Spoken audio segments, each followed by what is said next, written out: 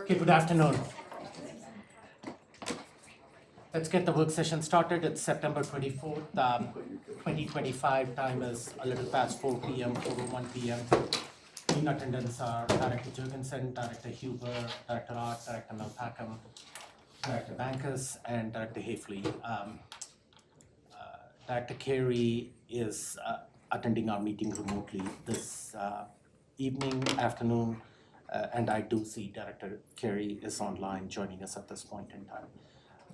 We are going to be extending our conversation from last week. Last week, we started talking about some of our schools that are on the state watch list, and today we have 2 more schools that are going to be joining us.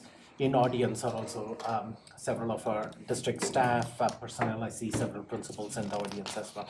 Thank you for joining us. Superintendent Gall is here, and several of his administrative team are up here as well. Before I hand it over to Superintendent Gall, each one of these sessions, we set a specific amount of time allocated. So I request the board members that if you have priority questions that rise up to this level that we need to ask at this time, prioritize your questions so we can stay within our timeline. And if you have several follow-up questions, you can always reach back to Superintendent Gall and he will get the answers that you require. Timeline for these as past this work session, it's coming as non-action item on the board agenda later this evening, and all these items will come as action agenda items a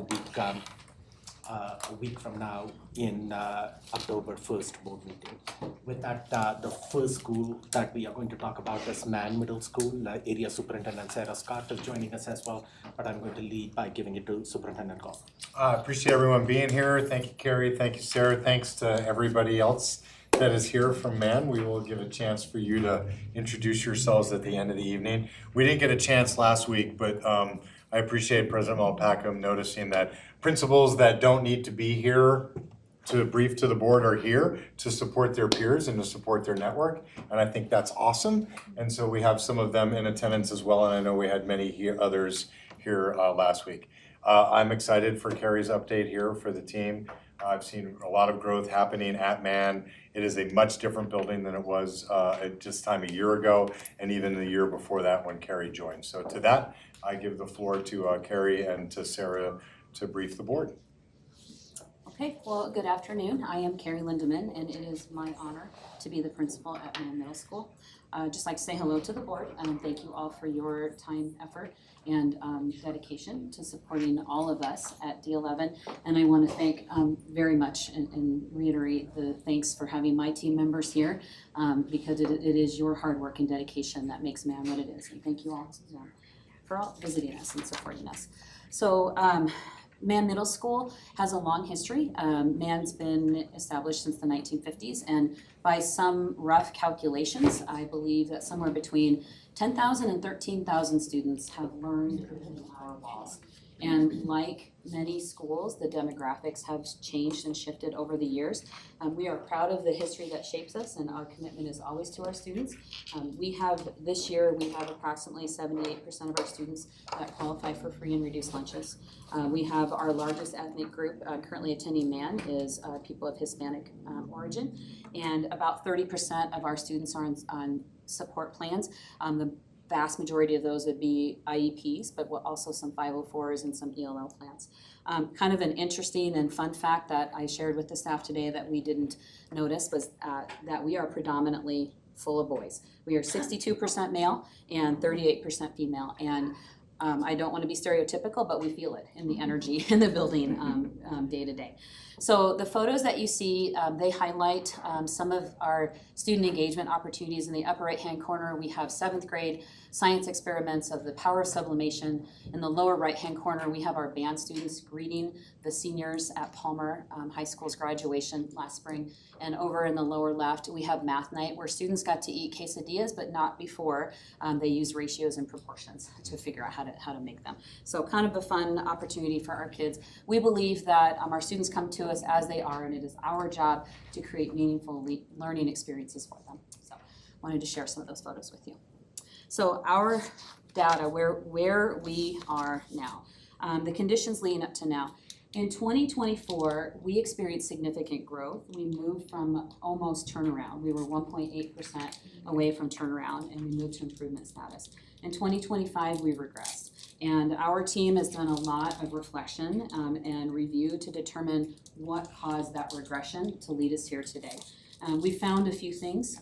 One, we had some mid-year vacancies in some pretty key positions. We had 2 of our 3 math teachers leave, one even prior to mid-year. We had an ELL teacher who was on leave almost the whole year, and then a social studies teacher who was also out.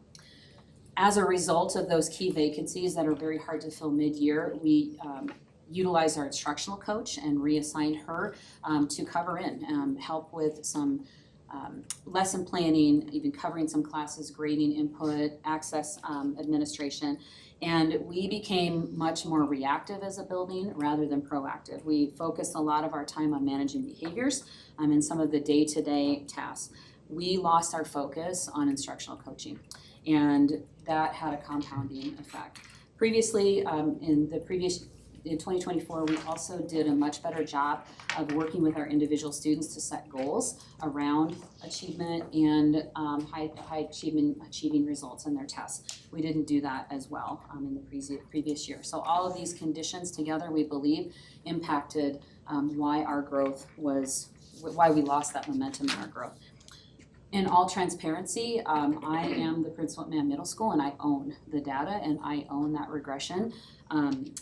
I know that despite the challenges, I did not keep our focus on instruction, and that is something that we need to do. But I also know that I have an amazing team of people who are dedicated to changing that downward trend. So, our next slide. So the slide that you see before you now is our CMAS data that is used to indicate our school performance framework. The top is our achievement data, and the majority of our students are not meeting expectations in ELA, math, and science, and those expectations are grade level expectations. That's 40% of our school performance framework. The bottom chart is academic growth, and that does factor higher at 60%. We look for a typical year's worth of growth to be 50, you all know that, but our average was 36. So even though we have some small pockets of growth in our students with disabilities grew a bit in CMAS, ELA, and across all fields in math, but that 36 isn't enough. It isn't even 1 year's worth of growth, and we know that with our students we need catch-up growth. So we need to be above 50, and the more above 50, the more we're closing that gap. And we did not do it. The vast majority of our students are not meeting expectations. So this slide, I believe, highlights how urgent our work is. The next slide is just a little bit more digging into our school performance framework. I talked to you a little bit about how in 2022 to 2023 we slipped to dangerously close to turnaround. The growth that we made from 23 to 24 was not common. It wasn't accidental, it was very intentional. We changed some of our organizational practices. We did student goal setting. We created a culture of achievement at Mann, and I believe that is really what led to that great growth. We regressed because we lost our focus on some of those things, but also we didn't change our instructional practices, and that is the lever that we needed. And we intended to, but we didn't do it. We let some of those other factors get in the way and those challenges of doing that. So I just wanted to show you, but we are thankful that we did not regress all the way back to where we were previous to that.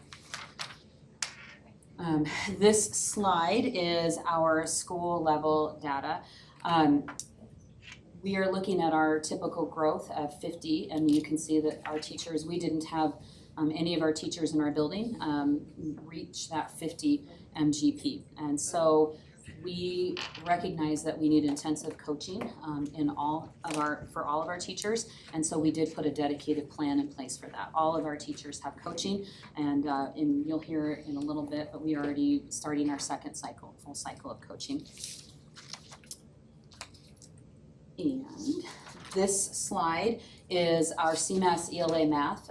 That's a change over 3 years from 2022 to 2025. And again, by looking at the slide, you can see that we have a large percentage of our students in the did not yet meet category.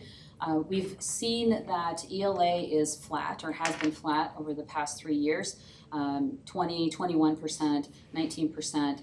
We've had some slight growth in CMAS math from 7% to 12%, which is notable, but again, 7 or 12% of your students that are not proficient in their ability to do math is just not where we need to be. And so this also highlights the growth, the changes that we need to implement. Before I move on to that slide, I do want to recognize something that has come up in some of our discussions. The growth that we expect to receive in ELA, I think, is very much tied to what we believe is some instrumental instruction in writing. And even in today in our PLC in math, we talked about the need for writing in our math PLC, our math classes as well. And so we have targeted writing in our school across our system. We've written school-wide goals in all areas. Our elective teachers as well are writing and implementing writing throughout their courses. And so we know that that is one also important lever that we need to move the needle. So this slide is our STAR ELA math percentage. Again, from 23 to 25, you can see trends. If you look very closely at that graph, you can see that we did start out higher with our fall benchmark than we have previously. But again, the number of our students who are not meeting expectations in math and ELA is not high enough. Even if we're making small gains, we're not there yet. So that gap indicates, again, that it backs up the CMAS data that we need to prioritize our Tier 1 instruction. Okay, slide 8 is our 5 essentials climate and culture survey. So this survey gathers feedback about how we are doing in these 5 categories. And there's research out there that when we improve in these areas, then our academic achievement improves as well. And over the last couple of years, we've made some gains. We have higher self-perception surveys about effective leaders and ambitious instruction. And a highlight for the ambitious instruction increases that's coming from our students. So our students are perceiving that the instruction is becoming more rigorous in their classes, which is a very positive note for us. We are still consistently lacking in our supportive environment and our involved families. And I'll talk a little bit more specifically in MIS 2 about what we're doing to address that. Our observations and challenges. I'm behind my own. Okay. So this slide summarizes our data narrative so far. When we look at climate and culture, we know that we remain weak or very weak in all 5 of our essentials.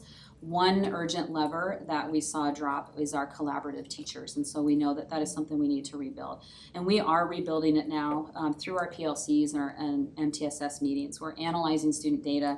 Teachers are sharing best practices, planning for instruction, problem-solving challenges. A really great example just happened today, where yesterday we had a group of teachers that got together and they met in PLC and expressed a lot of challenges around some of the planning that they were doing for their advisory classes and even how they're communicating with their parents. And so one of our teachers came to us and said, hey, I've got this checklist already that I've created where I'm keeping track of it. I've even made a script so I don't forget all the really important things that I need to share with parents so that they can support their kids. And it was like this aha moment. The teachers, there were a lot of thumbs up and a lot of, wow, this is great. And so rather than being stuck in, well, we can't do it, we had action and we moved forward, and we're sharing that among our building. Instructional coaching, that is our primary lever. You'll see that in MIS 1. We are intent on aligning our grade level standards to our lessons and also incorporating student agency and engagement in those lessons and building that instructional leadership capacity among me and among the instructional coaches and also our leaders in our building. I would also call out instructional coaching. Last year I told you we moved our instructional coach to support in those vacancies in some other areas in the building. This year, we started the year off and we said, and she's here today, we said, you are instructional, you are coaching, that is your priority. We are not gonna let you get pulled into other things. And our data is great. We're using the kick-up form. Last time I looked, we'd already logged 59 walkthroughs where teachers received feedback that was immediate and actionable. And so already this year, we've got lots of instances where teachers are getting that feedback, and that's a really exciting thing for us. Our summative assessment, that's CMAS, that's the end of the game, and that's the state competition. We learned that last year, we only progress monitored a couple times, and when we did that, it wasn't enough. We took our fall benchmark in STAR, and then when winter came, we went, oh, we're not growing, but then it's too late. And so by January, you've already missed half of the year, and so we learned the hard way that we need to be quicker about those cycles, and we need to have formative assessments. And we're utilizing in our district level curriculum Amplify and Eureka Math. Those are embedded, we're using them. A shout out to our social studies team who is piloting in cooperation with Holmes Middle School new social studies curriculum this year with McGraw-Hill, where they are building formative assessments, and there are some that are embedded and able to have conversations with another school to make sure that our students are learning. And so we are doing that, and we have data meetings where our teachers are meeting and they're bringing their data in, they're talking about it, and then they're either celebrating when things are going well, or they're looking at really quick ways to adjust. And not wait till next week, not wait till the assessment comes up, but tomorrow. What are we gonna do tomorrow to make those changes?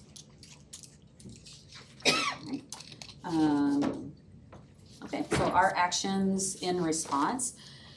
Starting last spring, our leaders met, and we developed our USIP. And we wrote our major improvement strategy around some of those things that we've already talked about. We knew at the time, and we're implementing it now, that we needed to be more quick cycle and data driven in our instruction. We needed to build on our instructional leadership teams, and then we needed to use coaching feedback as our primary lever. We talked about it last year. We tried to put the shell together, but we weren't able to fully implement it, and we are committed to that this year. So in order to do that, we've already identified that all of our teachers are getting those coaching cycles. We're committed to supporting all of our teachers, and when I say all, the cores are important, but we're also making sure that we're supporting our elective teachers in PE and art and across the board. And we're calibrating with our coaching teams, with our huddling meetings in the morning. We're utilizing the kick-up form. We're getting support, and I think very much the area instructional team, which is housed at MAN. I can't tell you the value of that. There was an opportunity the other last week where I was just walking through the hall, and I'd had it on my to-do list to call Liz Jordan, and there she was.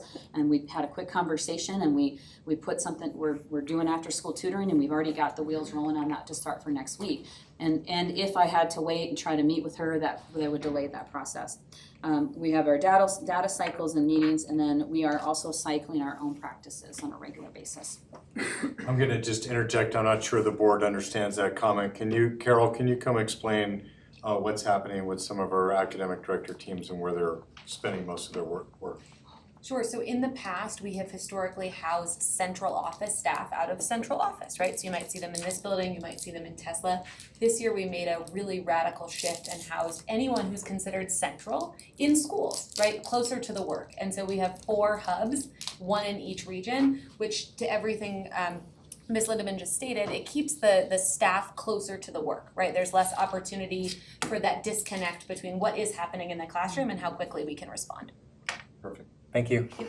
Okay, thank you. You can probably stay there. No, she's fine. You may ask some questions. I'll back away slowly, but I'm not far. Back to you. Okay, thank you. Also, as a part of our USIP, we created our major improvement strategy number 2 around really some of those components of the 5Es Essentials survey. We have talked in our building for 2 years now about how in fact, even with the staff today, there's a phrase that bothers me a lot when I hear they can't or they won't. And there's that whole power of yet, but the thing is, what if they could, and what will happen when they do? And so we needed to get from they can't to what's going to happen when they do. And but the the situation was real. We had students that maybe weren't trying as hard as we thought they could, or they didn't seem invested in their own learning. And maybe they weren't trying because they couldn't, or maybe they weren't trying because they didn't want to, who knows? But we know that we needed them to have their own ownership. They needed to have ownership and agency in what they were doing. And so for these couple of years, and we are implementing this year, we've worked on our pathway, which has merged with our cornerstone quite nicely, and we've developed really this agency, this student agency protocol. It's rolling out through our advisory classes. Every student at MAN is rostered into an advisory class. We had intentional planning for where they were rostered with teachers who are known as their Lancer coaches. And their coaches really serve as not just a teacher, but a mentor. And we do routinely, every day, it's a short class right before or after lunch, we do routinely a lot of work around student goal setting. I'll show you some pictures in a little bit. Every single student at MAN Middle School has written several goals. We even called them MSLs and PGPs like teachers and told them, hey, your teachers do the same thing. They wrote goals around their own improvement. They've been developing their learner profiles. They're developing online portfolios and collecting their work there. And they are connecting with their teachers in that way. Part of the goal of our student agency groups is to teach our students the skills that they need to be successful in high school and beyond. And some of those skills that aren't just inherent in the science lesson or the social studies lesson or the math lesson, and things that align with our D11 learner profile. So we need our kids to be critical thinkers. We need our kids to be skillful communicators and be future ready. And so that is the time where we're working on that. But we also need them to be connected to their learning. And so they are working on a lot of capstone projects this year of how do they solve problems and how do they communicate with one another. And we are building in field trips and some I like to call mini peak experiences that make MAN a very special place to be. And so part of it is our teachers do weekly conferences with students. They look at their grades, they look at their STAR scores, and they talk about their goals and where they are and track progress. They also communicate weekly with parents, the good, things that are happening and areas where maybe they need some additional support. And our Lancer coaches will also communicate very explicitly with our teachers at our parent-teacher conferences as well. So we believe that our pathway work that we are building, this is phase 1 for all students, and then we'll phase in 2. So what 7th grade does next year will be a little bit different and so forth. But some of we have capstones where we want every one of our students to visit a college. We want every one of our students to attend a high school graduation. So we need them to see themselves as future learners, see themselves at Palmer and visualize themselves becoming the graduates that they're about to be. So we're really excited about that work and believe that it's instrumental in kids taking ownership.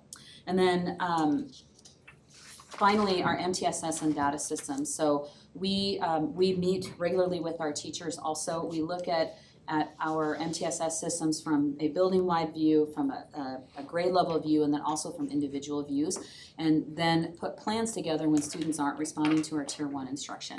And that team, you'll see a picture of it in just a little bit too, about what that process looks like. And again, we are focusing our efforts on the academic side of why students aren't performing, not necessarily just the behavioral side, but what are the underlying root causes, and working together for that. Outcomes and our response. So for MIS1, our coaching feedback, instructional alignment, all of our teachers by the fall, we wanted them to be engaged in coaching cycles, and they are.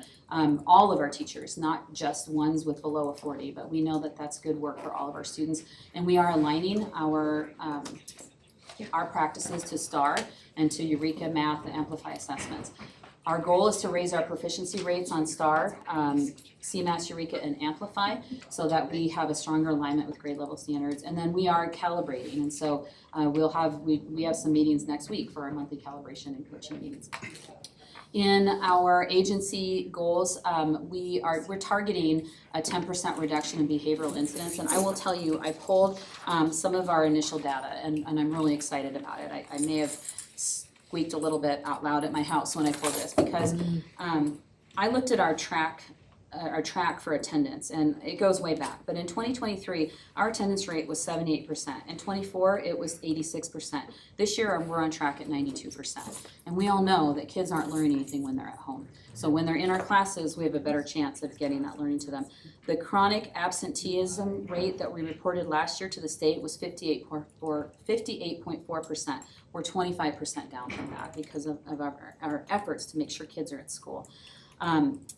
And our behavioral referrals, we wanted to increase them or decrease them by 10%. This time, in August of last year, we are more than half down in behavioral referrals. In September, we're just a little bit under half. And then even our out-of-school suspensions were 3 times higher last year in August. They're still down in September. And I do have to attribute some of that work collectively to the middle school accountability system, which I thank you very much for. Our counselors are reporting that students are signing up in droves to get in there and say, help me put a plan together to improve my grades. And it's created that system of ownership for our students that we really needed. And so I think that in conjunction with the board's support for attendance and for decreasing, decreasing the distraction of cell phones have all come together to help us with that. So we're really excited about some of that data that's coming too. We need to sustain. We need at least a 50. We need more than that. We need to shoot for 60-70% growth for our students to make that catch-up growth. And again, we are still monitoring ourselves. And that, I think, is another area where we fell short last year. We put plans in place, but we didn't put trackers in to say, are we doing the things that we said that we were going to do? And this year we have those trackers in place. And then just our last one, you can see a couple pictures in the upper left and the bottom center there of our students in action working in Eureka curriculum. And you can see our PLC on the right. I believe this is one of our MTSS meetings where they were actively putting a plan together for a student who's not meeting that Tier 1 instruction. And then the 2 goal setting trackers are kind of fun. There's just a couple pictures there I'll share with you. One of them says that I want to participate more in class because I want to graduate and make my family proud. Another student wanted to read 5 books this year because she knows that will enhance her skills and increase her STAR score because she wants that to help her get a better job. And my favorite one was the student who said, I want to increase my math STAR by 73 points because I want to be better at math so I don't get scammed with my money. And that I thought was real life right there. And so I'm very encouraged by the work that all of our students are doing, the level of engagement that I see, and it has been noticeably different this year, and we are on track. So that is my presentation. May I say thank you to all the MAN leaders that are here. Some more have come in. I thank you for your support. I thank you for being vulnerable to analyze the data and then share best practices with one another. And then I'd like to also say thank you to the DAC. I very much appreciated that feedback. There's a lot of actionable feedback in it that I'm working through. And Sarah and our district leaders for all of your support across the board. Thank you to the school board. One other thing I'd like to thank you for. We had some vacancies last year, and that was hard, but I could advertise and post early and get quality people in, and all of our core positions are filled now with quality people, and some that are here today. So we're really excited about that because they're moving the instruction forward. And then just a final thank you if there are any families, and I see one, who are here. Thank you for entrusting us with your students. It means a lot to us, and that's why we're here. Great, thank you. Thank you for your feedback and all the staff who are here. I'm sure Superintendent Gall will acknowledge you in his closing for this part of the agenda item. Appreciate you coming here. This is always a challenging conversation to have a public dissection of what happened at MAN last year, but I appreciate your ownership and accountability where you stand in front of the board and take ownership for what transpired last year and some of the plans that you have in place so we don't have a repeat of what happened last year. I'm going to open it up for board for questions. Board, Director Bankus. On slide 12, Just one slide back. one slide back, when you're talking about the MIS1, the third bullet, where it talks progress tracked through monthly calibration. I know what calibration means, but I'm not sure what that would look like if I were to come to your school and observe.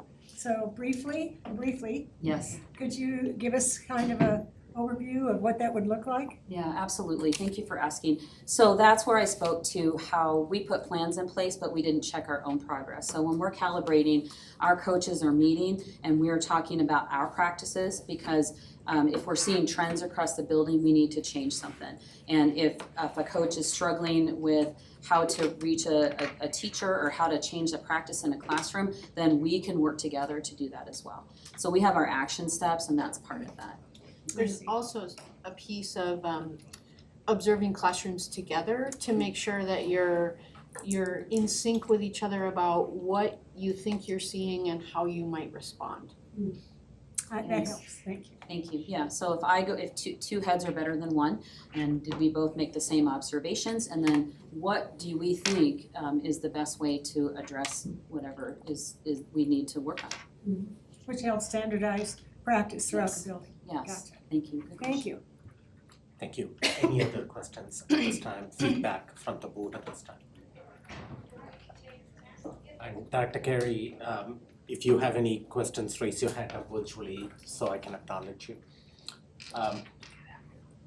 Sounds good, thank you, Parth. Okay, thank you. Anything else?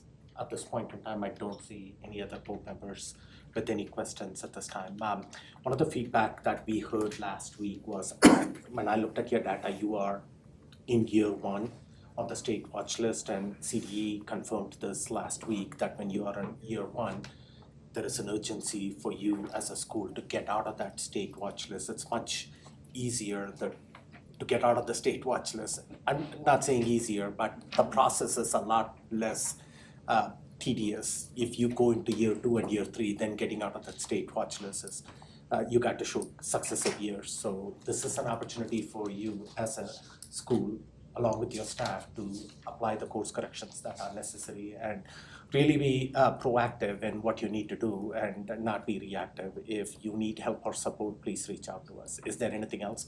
I'll come to you in 1 minute. I'll come to you. But is there anything at this point in time, more than what you shared, that you want from the board or the district or the admin as in terms of support? I would just reiterate the call out that I heard from some of my colleagues about how much a centralized system for hiring would support us. And also I would extend that to some kind of centralized maybe approach to when you have those vacancies like that. It's just really hard to find people mid-year because that prime hiring season has passed and you need teachers in classrooms, but there's not a lot out there. So that kind of thing, I mean, we are in a really great place this year, and so it doesn't feel as urgent, but it felt urgent last year, so that would be wonderful. Thank you for the feedback. That's not the first time. We heard a couple Yeah. of principals give the same feedback, and will certainly be taken into consideration in board discussions and along with the superintendent as we go forward. Director Huber. She actually answered my question. Okay, great. I mean, you were proactive. So Trying. that's- I think Director Hafley wants to stop the clock. I know. 3, 2, 1. I'm not even gonna respond to that. A true scorer. Okay, It's like, it's so distracting when it goes down to those last minutes. I'm going to turn it over to. Sure, I'd love to acknowledge all the folks from MAM. Please stand up, tell us who you are and how long you've been with us. Woo! First off.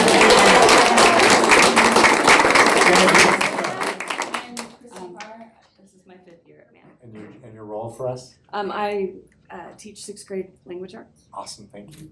I am Karen Parker, assistant principal, and this is my 3rd year at MAM. Hi, Karen. I'm Meg Ortiz, I'm 6th grade math and it's my 4th year. Awesome. I'm Jaden St. Clair, I'm the effective needs special education teacher at MAN, and this is my 2nd year there. I'm Julie Robotham, I'm the new instructional coach there. Awesome. Douglas Kadusik, 8th grade English, it's my 1st year with MAM.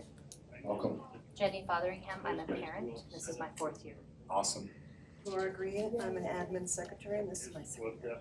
Thank you, everybody. Information. Thank you. One of the things I heard is a lot of the staff members saying that they are 2nd, 3rd, 4th year. And that's one thing that we've heard about staff turnover at MAN being quite a large percentage over the last 2. So it's good to see that some of the teachers are returning back. So you don't have to start from scratch every year. So thank you. Thank you for all of you for being here. And you can continue to stay here. I think Carver is next. Carver's next. Go on up, Lisa. You wanna move up a little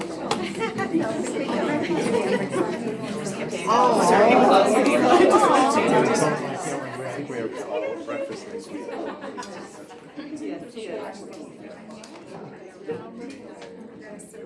So it must be, those must be long. He's got lots of stuff. He does. There's lots of They're all good. And then I'm gonna go forward and back. So we're starting to do that. And I want to do the wheels. And we'll go back a little bit. Thank you. I'm going to start. The Carver principal is joining us, Lisa Bissell, and Dan Joyner, who's the area superintendent for that quadrant. Superintendent Gall, I'm going to turn it over to you. Yeah, I'm excited to have Lisa and Darren here to round out our last USIP for the season. It's been a challenge. You know, last year Carver was on the list. We got a request to review and reconsider, and our strong early education, our DIBELs coming out of first and second grade showed that the school didn't necessarily belong to be on that list.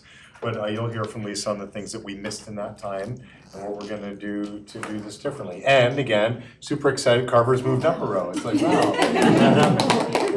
I do appreciate any time there's an open seat in the front when people sit in the front, because that tells you that they are eager to be able to tell you who they are. So Lisa, Darren, over to you. President Malpacum, Superintendent Gall, members of the school board, I want to thank you for being here and your ongoing advocacy for our students, our families, and for our staff here at District 11. My name is Lisa Bissell, and I'm the proud principal at Carver Elementary. We are a small Title I school with currently 194 students. New students are coming in each day. 86% free and reduced lunch, and 51% of our families are Spanish speaking. This is my 4th year at Carver. Before I came to Carver in District 11, I was a teacher and assistant principal for 10 years in District 8 and a teacher in the largest school district in San Antonio, Texas. I share this because I want you to know that I understand both the classroom and the leadership perspectives and take full ownership of the work we must do at Carver. I want to begin with transparency. Our recent CMAS scores were heartbreaking. Carver's median growth percentile is 35 in ELA and 40 in math. It's well below the state's expectation of 50. Only 12% of our students met or exceeded in ELA and 8% in math. I take full accountability for these results. Last year, I did not lean in fast enough when the teachers and students needed support. That will not happen again. The sense of urgency is real, and every single student in our building matters, especially with the size of our building. Carver is not without strengths. I was here 3 years ago and I presented when I took over Carver Elementary. We were a priority improvement school.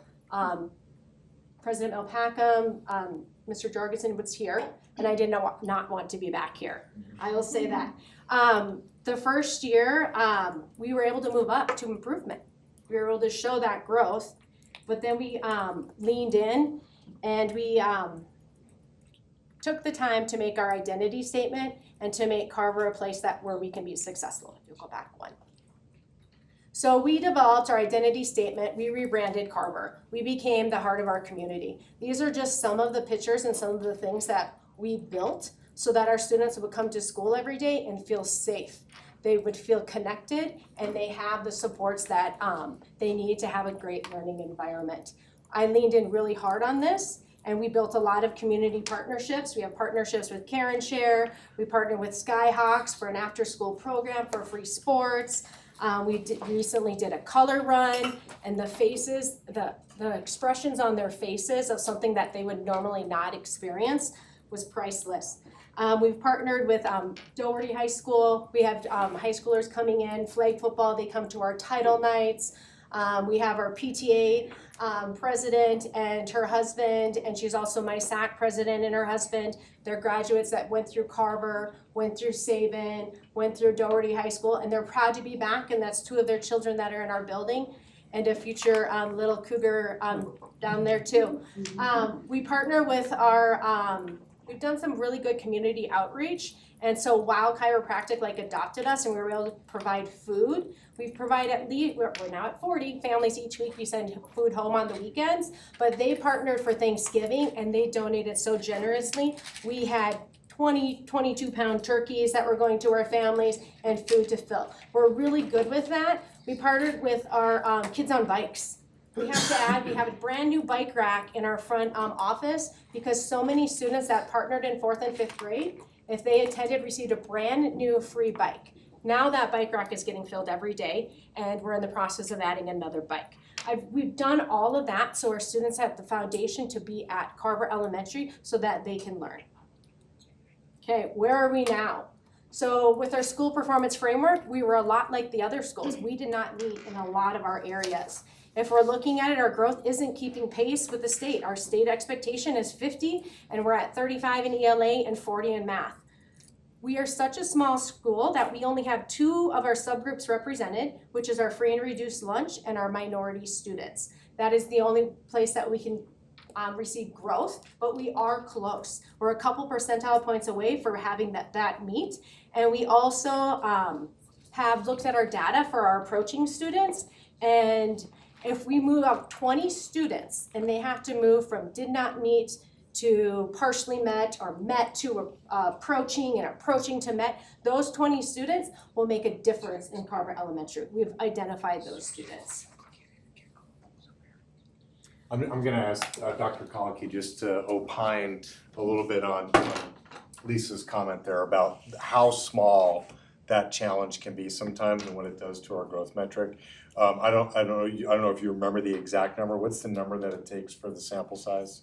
For growth, it's less than 20, and for achievement, it's less than 16.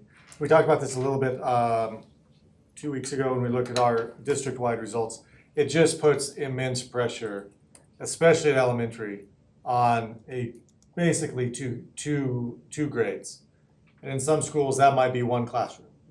Best case, 2 classrooms. So just you can see the immense pressure on a small group of students to then move that growth. And then when the state outpaces us to some degree, it makes total sense. Not an excuse, but it is a reason why some of our smaller populations do struggle in this area. Okay. Thanks, Lisa. Back to you. Sorry, I wanted to make sure everyone got the footnote of what you just emphasized there. We continue with our SPF, our school performance framework of the history. So when I came in again 3 years ago, we were at priority improvement. We did show the growth and we were at improvement. We did have we slipped last year. We really did, and we didn't take action soon enough. When we're looking at it, we should have leaned in faster, we should have leaned in harder, and now we're at our turnaround status. Our major median growth percentile, our MGP, is 32 for our ELA and 34 for math. Again, we need to be at 50%, but in our building, we need to be at a year and a third's growth. So our goal is 55, if not 60%, so our students are really moving and our teachers are making those steps with our students. We know that we need intensive coaching in our ELA and in our math, and I'm proud to say we do have our district embedded coaches working with every one of our classroom teachers so that they're getting what they need so that they can meet the needs of our students. Here's our CMAS again. We know we want to shrink the bottom and we want to grow the top. We're at 12% for our achievement, which has been holding steady with our ELA. And when we look at our CMAS math performance category, we're at 10%, and then we went down to 8%. I'm going to catch up a little bit with my notes. Our data is hard to look at. We're a small building where every student and staff matters, and we did not lean in fast enough. This year we had unexpected, but we are reacting faster this year. So this year over the summer we had a couple staff members that transferred out, and so when we had to strategically take a 4th grade teacher and put her in 5th grade, so when we started the year we had 1 3rd grade teacher, 1 4th grade teacher, and 1 5th grade teacher. We looked at the CMAS data in our 4th grade and knew we needed more support. Within a week, we took a 2nd grade teacher and put her in 4th grade so we could address those needs, and our 2nd grade became 1 classroom. We were unable to fill that classroom teacher that was posted. So with our site-based budgeting and working with the human resources, we collapsed that position and we converted it to 2 classroom-size assistants or 2 classroom-size aides. We were able to move faster. So both of those, that one of us joined last week, Miss Donna and Miss Destiny started today, and we're strategically putting them in our first grade classroom, second grade classrooms, and third grade classrooms, so that we can build the capacity of our teachers so that they can focus on the teaching. So that was something that we reacted very quickly to do. Again, our focus is simple of shrinking the bottom and growing the top. I waited too long to act last year. This year we're moving with a purpose. Students are in our daily math win groups. So win groups are what I need. Last year we only had ELA win groups and we did them in an hour and a half. This year we've set up our schedule so that we are doing win groups from 8 in the morning until 2 p.m. and they're either in ELA or they're in math. Every single student receives an English Language Arts win group, and they also receive one for math, and we're really looking at the data and targeting it quickly. We're doing quick formative data assessments that are making moves quickly. Okay, this is our star growth over time. Again, like Ms. Lindeman said, our baseline for Carver is higher than it was last fall, but it's still just not high enough, okay? Last year we were at 13.2% in math, but now we're at 21%. So we're making it, but we're not making it fast enough. Okay. Our expectation, it needs to be higher. We need to have at least 50% on here, and even across the state, it's not where it needs to be, but we're looking at closing that gap. Already, so every teacher is now in a coaching cycle with a district embedded coach. Our PLCs are data driven, and we are conducting weekly student agency learning walks to provide immediate feedback.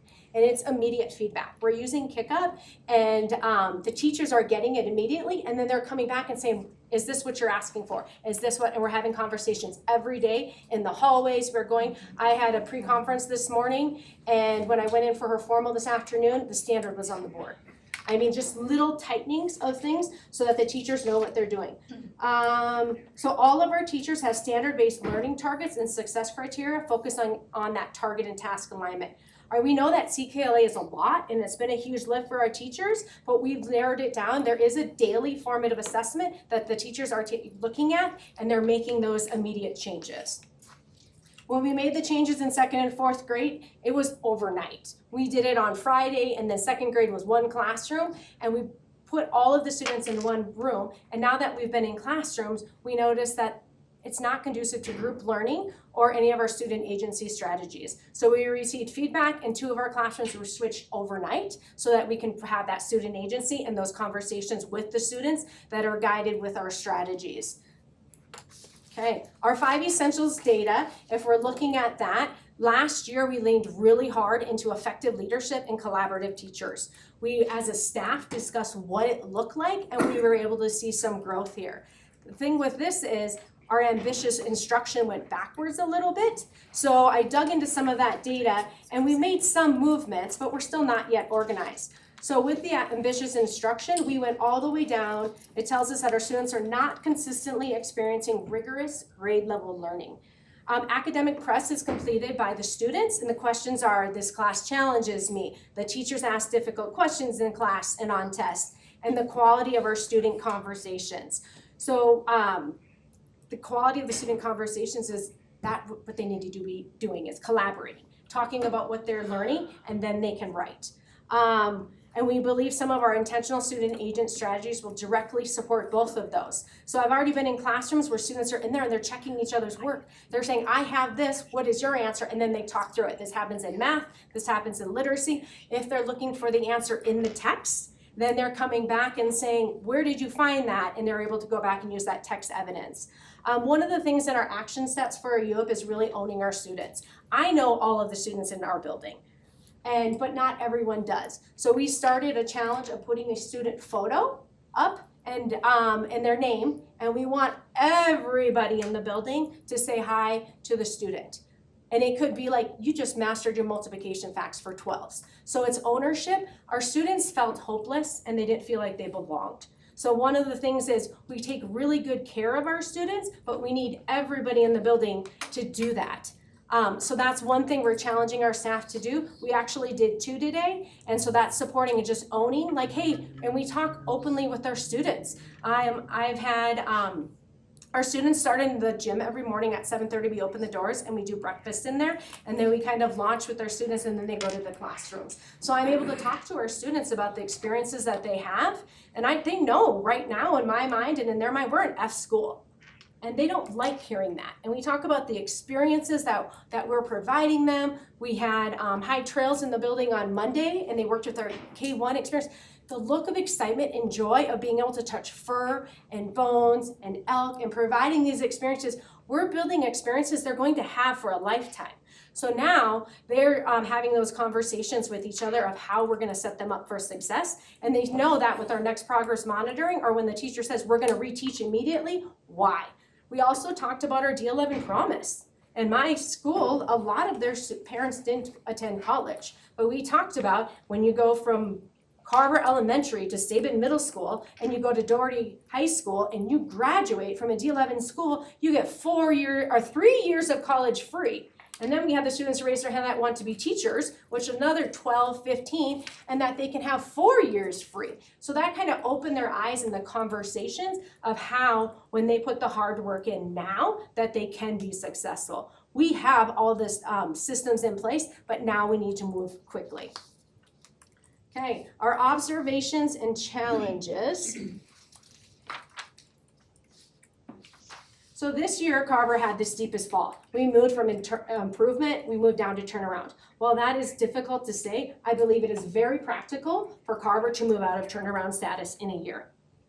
We are heavily focused on our ELL population and moving our students from does not meet to approaching and are approaching to met. 20 students is what we can do. We know which students that we can move in ELA, and we know which students we can move in math, but we want all of our students to have that success.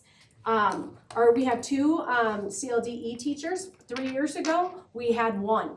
My second year, we had 1.5. Last year, we had 2 full-time teachers, and they're actually both in the room right now, and they wrap around and work with our students. Not only do they see them in small groups twice a day for reading and math and language skills, they're also pushing in the classrooms and supporting in the classrooms so they know what that instruction is.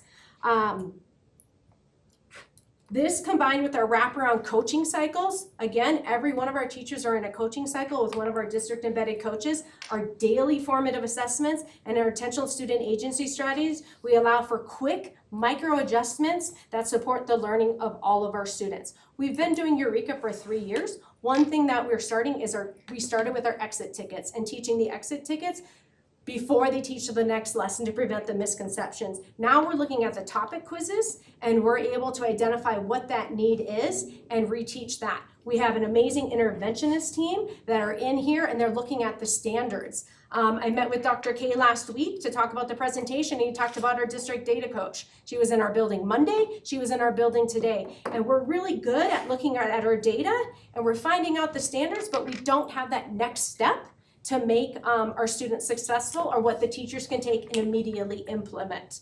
So we're going to develop a tool in a PLC, and we have the plan, and then they take the tool back and it's going to be tracked, and we're going to do quick cycles. Our interventionists are working on those tier 2 strategies so that they're able to close those gaps either or that unfinished learning.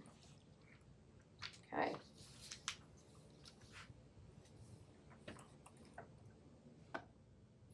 So last year we faced significant teacher turnover. We had a grade level in a building as small as ours that when there's turnover, it impacts them. But this year is different. We hired well, and every teacher chose Carver because they wanted to be here and make a difference with our students. We also revamped our intervention team, added part-time interventionists, and shifted staffing to maximize student support. Instructionally, we are acting with urgency. All teachers are coaching cycles with weekly feedback from the district embedded coaches. We conduct weekly student agency learning walks to ensure consistent alignment with our standard-based learning targets, success criteria, and student teaming. When we say student agency, I use our kick-up form for the student Student Agency Learning Walk, we have leaned in on standard-based learning targets and success criteria and the tasks that the students are completing. CKLA can be huge and overwhelming, but if you look at the formative assessment that's directly aligned to the standard, it helps the teachers see. Our teachers are tracking the data like they never have before.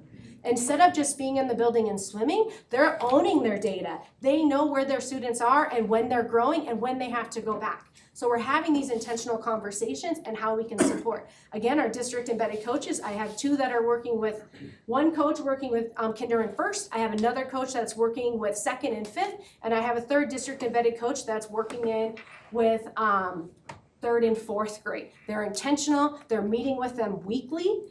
They modeled lessons for them in CKLA, they've modeled lessons in Eureka, and our teachers are responding. They wanna see what's happening and they're doing it quick.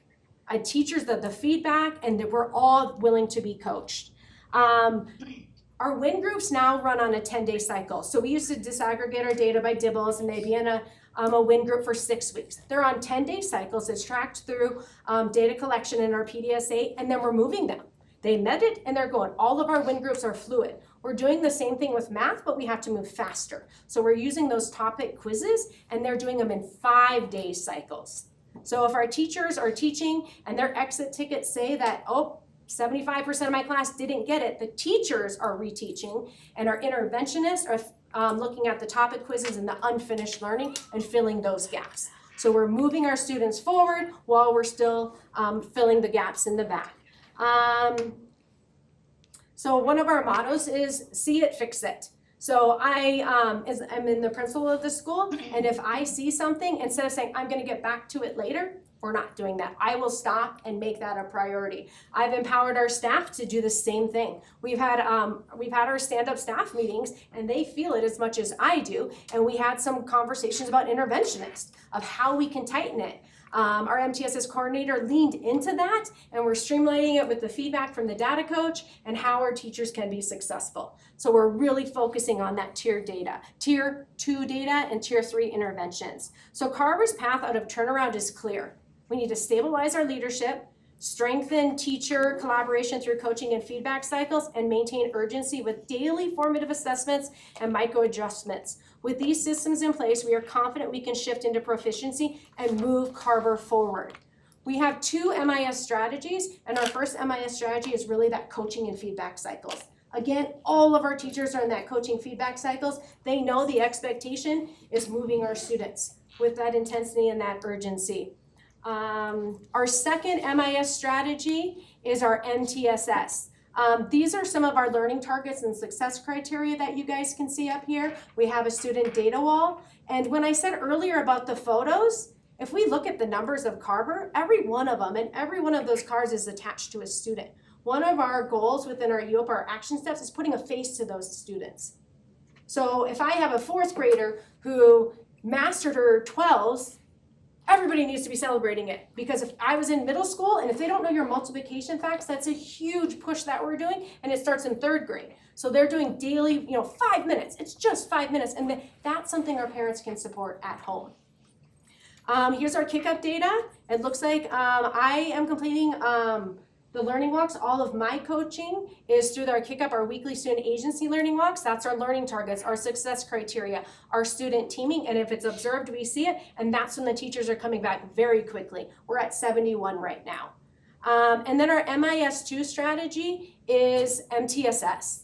MTSS, we leaned in more than we ever have before. Our parents are coming in our buildings. We started it last spring. We have full day MTSS meetings. We're holding them accountable for attendance. We're holding them accountable for academics. And we start with academics. And then if it's the attendance, they know. And if it's the behavior, they know. And so we've built that system. We followed up on our 6-week cycles from last spring of the conversations. We did that 2 weeks ago, and now we're preparing so that we can have those conversations with the families again. We bring our families in, and now they're being held accountable. And that's both of our coaching and feedback cycles to strengthen Tier 1 instruction, Tier 2. I'm bringing my last 2 slides. So Carver, we said, had the steepest fall this year, but it's also scheduled with one of the clearest paths to turnaround. We have large groups of our students that are on the cusp of proficiency, a stable, committed staff, and the right systems now in place. I want to assure you, I own this data, I own the urgency, and I am committed to leading Carver out of turnaround. With your committed support, continued support, Carver will not only improve, but thrive as a true heart of our community. We have everything in our building for success. Now we need to hold the students accountable, and I have the staff to do that. So I wanted to thank the staff that's here. I wanted to thank Darren, the area superintendent, all of the support from the district. We are looking at data in a different light. They're looking at our topic quizzes, and we have the support. I made a spreadsheet, and all of the decks, we already know what it is. So we're really sharing that and making those urgent changes so that we can be supported. And I want to thank Courtney from the DAC because she gave me the most valuable feedback on my UIT and writing it as a parent that doesn't understand, and I was able to rewrite the entire thing and celebrate some of our strengths, but it was valuable in showing that we are the heart of the community, but now we're focused on the academics. And I want to thank Dr. Melpackham.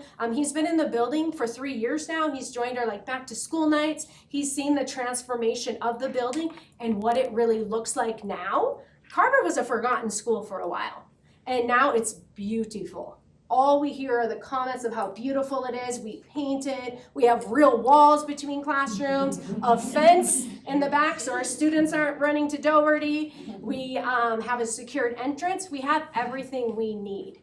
And so all of that is set us up for success and how we're gonna move forward. So thank you. We're not done yet. Thank you. Appreciate your feedback and again, the accountability and the ownership where you've taken and from the sounds of it, you've got a strong plan to address some of the concerns that came up from the data from last year. I'm going to open it up for board questions first, board members' questions. Director Bankus, you're up first. When you collapsed the classrooms, what was the size of the class, the newly formed class? She's at 29. And with the ESP that you put in there, what kind of training did they get before they got in the classroom to help the teacher? That is great feedback. So we have schedules for them, and with the shift of the training right now, that's a good point. And I think that's something we can go back and talk to her about to make sure they're set up for success.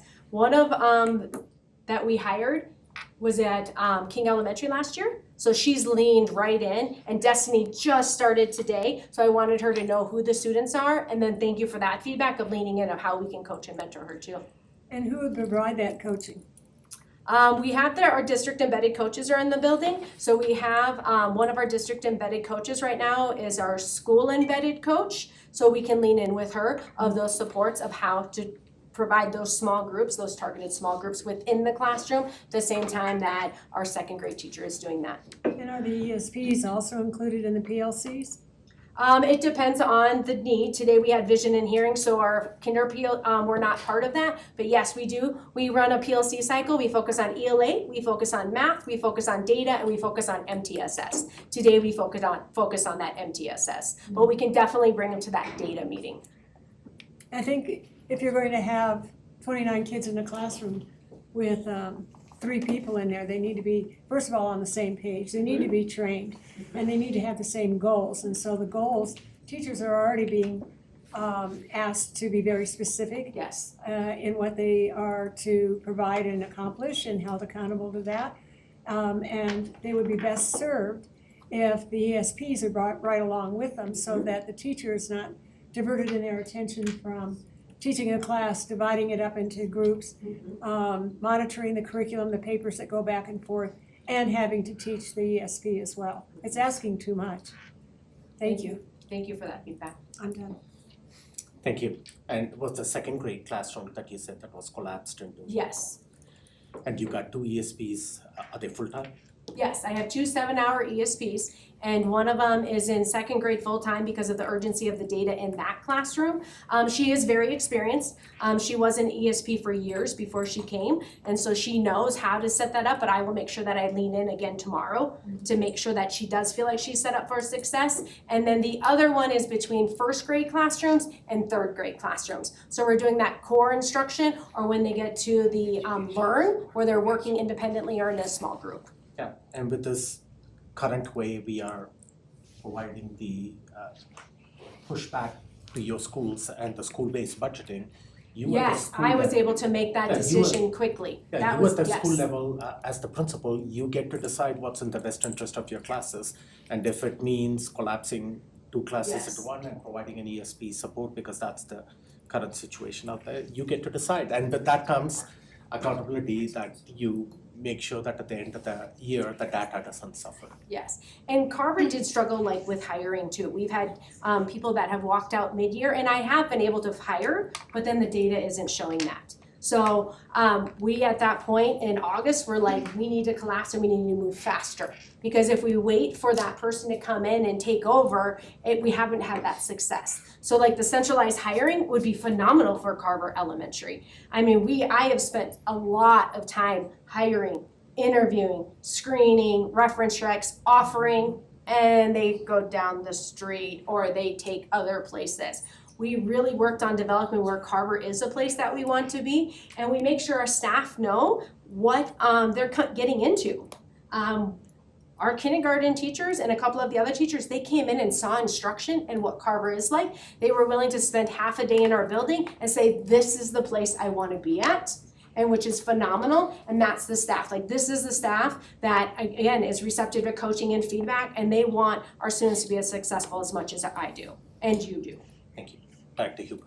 Seems like you have a lot of supportive staff here with you today, so Yes. they clearly believe in you. Thank you. What kind of story are you telling about your school and having your staff tell about your school when they're out recruiting in the neighborhood to bring your student enrollment numbers up? Is there kind of messaging that you guys go out with? We want to be known for this. We want to have this. We want families to understand this about our schools. When you're doing that, how is that being communicated to staff, and how are you doing that in the community as you go out?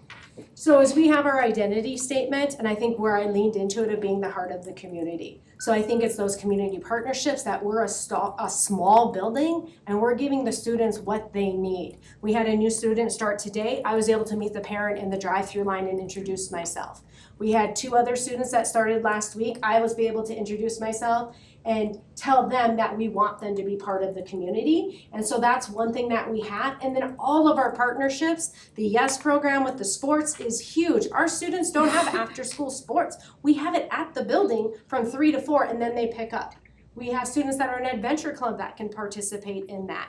We have our title nights where our families come in and provide field trips for our families at no cost. I want to say, like, one of the things with no fees, our band students like tripled in the number of students participating in band. And one of those MTSS meetings last year, we had a student that just wasn't connected at school.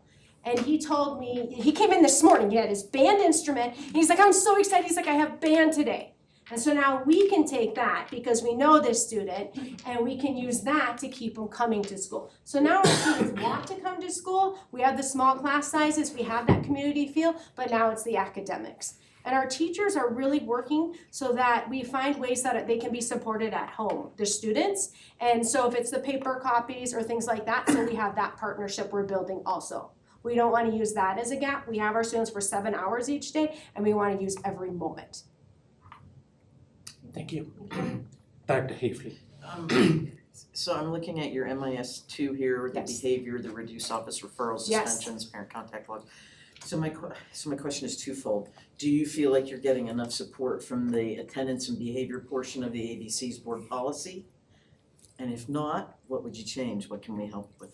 I think attendance, we've really leaned in. We are such a small building that it's the who is absent is ran immediately, and Kelly's calling by 9 a.m. each day. I mean, I check the list our students that were habitually absent or tardy. We do not have the tardies that we've had when they came in at 8:15 or 8:30 or 9. They're all coming in because we had those meetings in the spring. So now they know we're watching and we're looking. So the attendance is great. I think we're working on it really hard. The behavior, we've really leaned in. Actually, all of the staff came. We have tier 1, tier 2, tier 3, like behavior expectations. We're maximizing the staff that we have and how we can support them. So we have our special education counselor is here on Tuesday, Wednesday, Thursday. Our counselor, we have full-time 5 days a week, and we're empowering them. Our community liaison, in addition to care and share and being everywhere, she runs our Student Success Academy. So we're maximizing everybody, and this year, there is no behavior that is impeding instruction. Oh, great. So what we talked about, and we had our MTSS meetings today for kinder and first, and if a kid starts screaming, no one is learning. So we have a protocol of taking them to the refocus room, resetting them so that they can get back to the classroom. And so we're empowering all of our staff. Our kinder assistants went to the CPI training. You know, everybody that's all hands on deck so that the learning is the focus. If they're in the Student Success Academy, they have tons of work to backfill the slots because the teachers are teaching and they can't always be expected to go back. So we have kindergarten through first grade, ELA, and math, and they're working. Thank you. Any other questions from board members? Okay, thank you. Appreciate it, and I know that Superintendent Gall will introduce the rest of the staff out there. Couple of feedback to you, and maybe a question to, this would be mostly to Superintendent Gall and his team. The instructional empowerment, is there a opportunity that either one of these schools provide? I can tell you what we've had so far. So we have 2 teachers, a new kindergarten teacher and a new 3rd grade teacher that had a full day of student agency training. So they had Student Agency 101, and both of them came back the next day and were already implementing the strategies. I did a pre-conference with one of them today, and she's like, oh, well, these are the strategies that I'm using in kindergarten for student agency. We also have 2 of our 4th grade teachers are partnering with their district embedded coach and going to Freedom Elementary. And they're looking at those model classrooms and they're spending the day there of seeing what works. I'm done. I am done with, we can't do it because we're not Freedom, we're not Edison, we are there. We have everything in place at Carver Elementary. We have a beautiful building. They have amazing, the teachers have what they need, and we're trying to take every obstacle out. Again, that data that we're looking at every day, they know it. You can ask them where their students are, and we're looking at it every day, and we're moving quickly. But the student agency, yes, we are getting support with that. I think the best way to answer that, I appreciate Lisa's exact examples, that we do use our instructional empowerment partners for actual specific school work, but most of the evolution now over the next years is how we're thinking about this holistically, instead of, oh, we have a problem in a school, we need a partner at the school. We've talked about this for many years, that we are seeking to be able to care for ourselves as we increase the quality of our own team's ability to solve some of these problems when they pop up. So I think Lisa is a prime example of having, I think, is Dr. Williams still here? Dr. Williams was just here as a near peer, right up the hill school that has been an instructional empowerment partner, is now able to resource and do some model classrooms. And I know you guys are on classroom visits, I think tomorrow, is that right? Is it tomorrow? There's The 30th. The 30th, thank you, at the, next week. That'll be happening. So not in the traditional sense of, oops, you're on the turnaround list, you get instructional empowerment. We did make that adjustment for Swigert because we had built into the budget this year for one more intensive support school. We don't think that Carver needs that level of intensive support, not because of where they aren't classified on the priority list, but because we think that we can nip that in the bud much sooner, in the same way that we saw this bounce up in the last couple of years. And we are. We have a 5th grade teacher who is in the student agency cohort. So she'll attend the training and she can do the modules online. And she's had a little bit of experience, but this will take her to the next level. Another thing is I am partnering with Dr. Williams with the student agency and her coming into Carver Elementary for a half a day each week to move faster but move with intentionality of what has worked and we can mirror in Carver Elementary. Great, thank you. I'm glad that we are building some internal capacity as well. So we don't have to every time encounter a situation like this, have external support coming in. The Dr. Williams that you mentioned is Dr. Rochelle Williams, Yes. the principal at Freedom Elementary. So just if some people are wondering who that is.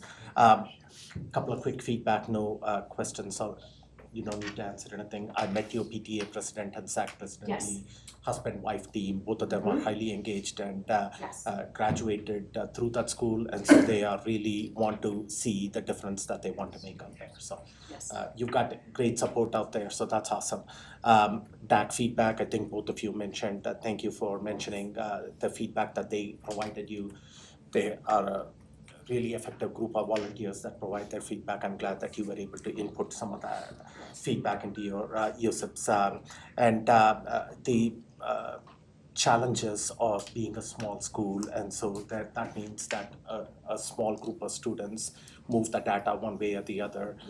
Where there is a challenge, there is also an opportunity. Yes. So now how do we use those specific small group of students, target them, grow them, and over and over in the past couple of years even, we have seen schools jump 2 levels. So you can go from the turnaround to improvement. Yes. You don't have to go to priority, Yeah. especially in a small school. Now, if it's a larger school, then it's a little more challenging to turn around the data, but smaller schools and the urgency on the clock because you're a first year school. So Yes. thank you for you. your presentation and your transparency out here. With that, Superintendent Gall. I'd love for the Carver staff to stand up, introduce yourselves. Love those shirts, by the way. Gotta get me one of I'll those. get you one, sir, thank you, both of you. Thank you all for being All right. I am Lisa Maris, and I am a special education teacher. Second year. Margaret Von Parchler, 8 years in the district, 2 at Carver, special ed counselor. Caroline Egerman, paraprofessional in the SPED department, 4 years at Carver. And parent. Aga Foster, EOL, this is my 2nd year at Carver. Dylan Boyd Guy, 2.5 years of admin assistant. Valerie Cardenas, I'm a health assistant and I'm going on 13 years. Susana Moreno, CLDE teacher. Muriel Cutler, I'm the PE teacher, this is my 3rd year. Jenny Fotheringham, I'm the MTSS coordinator this year, and I've been here 3 years. Kelly Dawson, I'm the front office assistant registrar, and this is my 6th school year with Carver. I'm Sherry Hicks, and I'm one of 2 fabulous interventionists. I'm Melanie Lerdahl, and I'm one of the new kindergarten teachers this year. I'm Brittany O'Connell. I'm a 3rd grade teacher, first year at Carver. Awesome. Hi, I'm Allie Lawson, and it's my 2nd year at Carver. I'm a 1st grade teacher. Hi again, Allie. Good to see you. Good to see you. Thank you everyone for being here. Thanks, you. Darren. Thanks.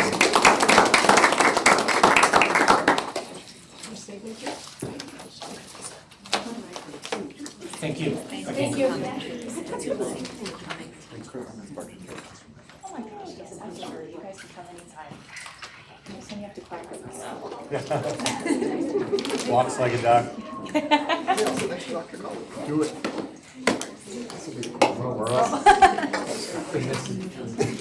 Everybody up. Waiting for permission. Okay.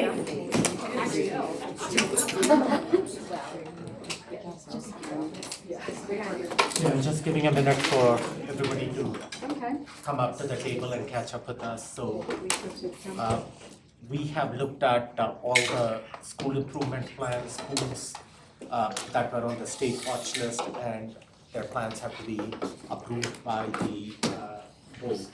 At this point in time, we are going to be discussing the district improvement plan, and we have several of the administrative leaders joining us at the table.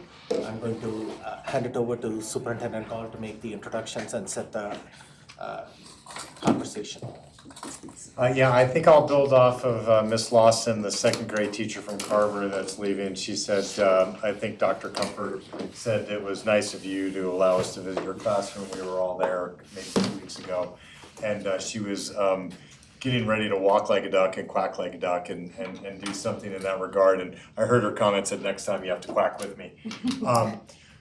what you're gonna see here isn't anything new. We've been talking about this for weeks. If you've pre-looked at these slides, many of these slides you've seen before, but the reason I use Miss Lawson's quack like a duck, we're quacking differently than ever before.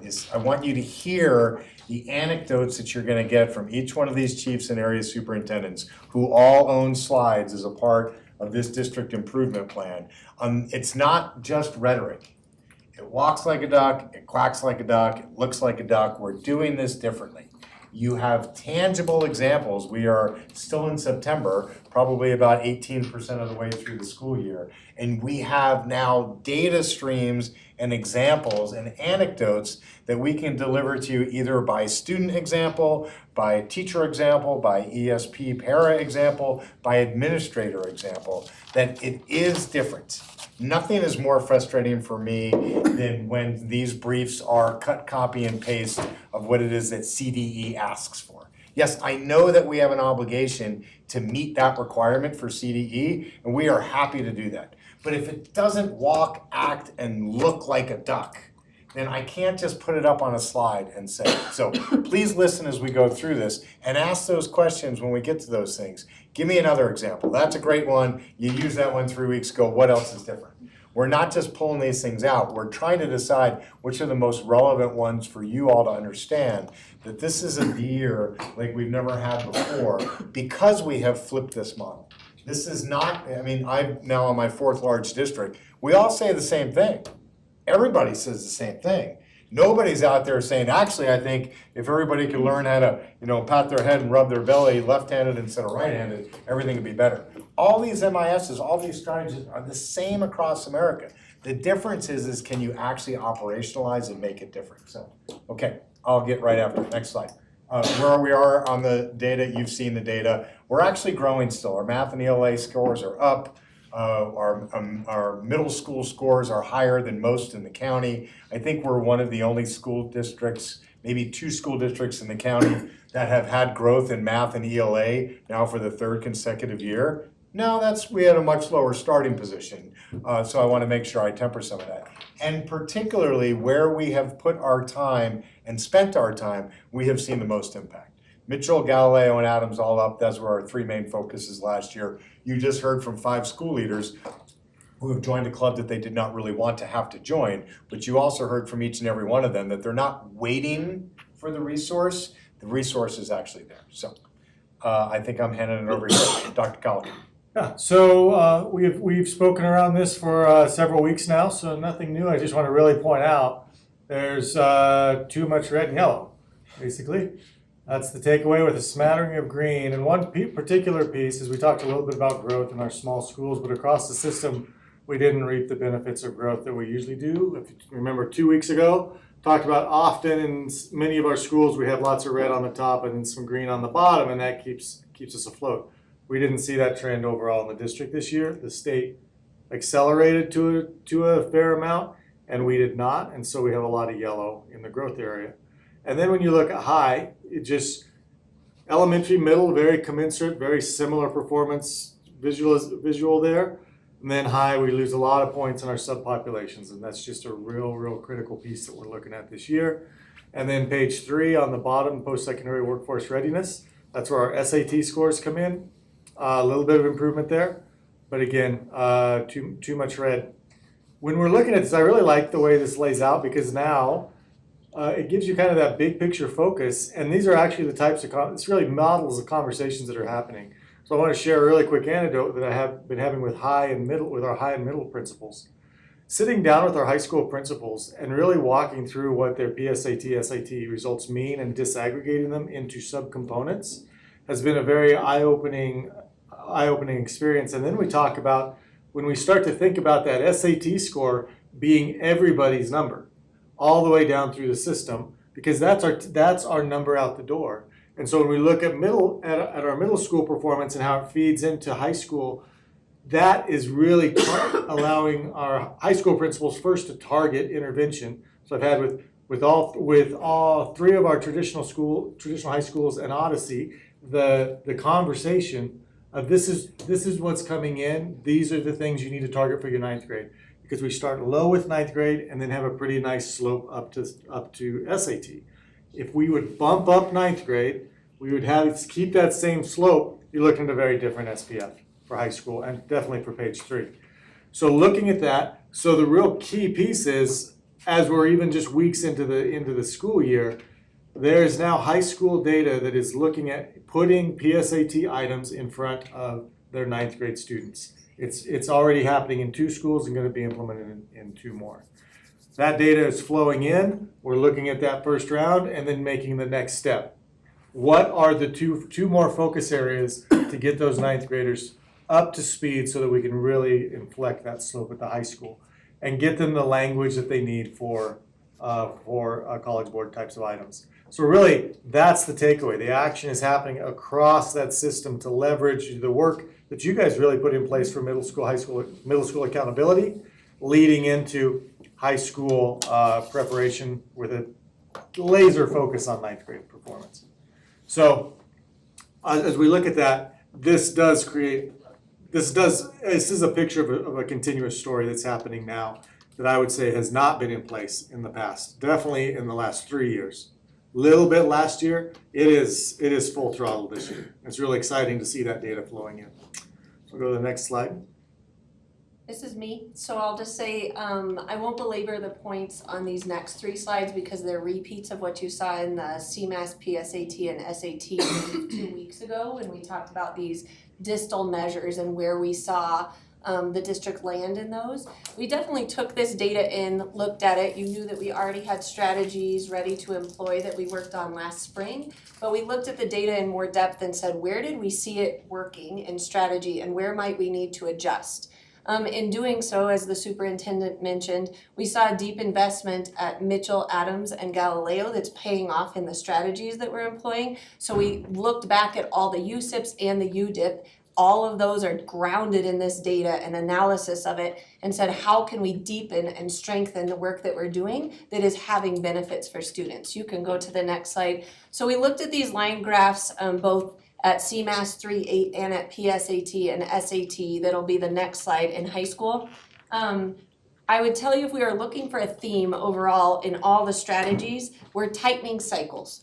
We are doing that between teachers and students when we look at formative assessment and how students are growing daily and what they know and are able to do and demonstrate. We're doing that between teachers and admins when we look at the coaching cycles that we're putting in place and making sure that we've got feedback loops connected to really change the classroom practices. And then we heard the call to action from the board 2 weeks ago also that said, tighten our data cycles. Don't only bring us a brief when we've got STAR data that's very distal from the instruction that's happening daily. Don't bring us those only 3 times a year. Come to us quarterly with what are the changes you're seeing and what students know and are able to do in tighter cycles, which is what you heard in all of those USIP briefs from our schools too. We're not waiting till we get an end of module assessment. We're using exit tickets, we're using topic quizzes, more formative assessments to make sure that we're monitoring all of that closely. Next slide is just our high school PSAT and SAT. Again, slight increases, but the slope of this line is not steep enough and we know we've got work to do to change that. So jumping on the first half of this, so if you remember back with the overall results, we looked at kind of how we get bimodal distributions. So a grouping of students at the high end and a grouping of students at the low end, and that creates kind of the district mean. You remember that one? We really depend on that high grouping of students being taller than the lower grouping students. And when that flips, which is what happened in math, our district mean compresses. And we really have to monitor that, getting those students up above, out of that well below. This is a version of that in the sense of with our teacher data, looking at MGP, median growth percentiles, by classroom, so by teacher. And what you can see is the striking takeaway here is that the red is bigger than the green. So the red are our teachers that are below 50. That means those are those classrooms that are losing ground. They're not getting 1 year's growth in 1 year's time that a 50 to 55 represent. So really at ELA, we're looking at 59% of our population, math 67%. And this type of analysis, just had discussions this morning around this topic, is really driving a lot of strategy. So I'll hand it over to Dr. Fry, I believe, to speak to this strategy. This is really just a continuation of the ongoing conversation that we've had with the board about our commitment that we never look at a piece of data and then walk away from it, that every piece of data that we have serves an action that we put back into the system. And so there was a conversation earlier about what are we doing to support teachers who had low MGPs. So I have two examples to share tonight that represent two very different experiences on campuses. One is from one of our highest performing elementary schools.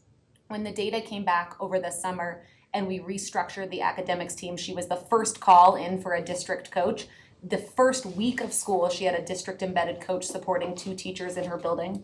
I was out last week and the principal literally chased me down the hallway with a huge smile on her face and said, "It worked! The district strategy, it's working!" And I said, "Tell me more."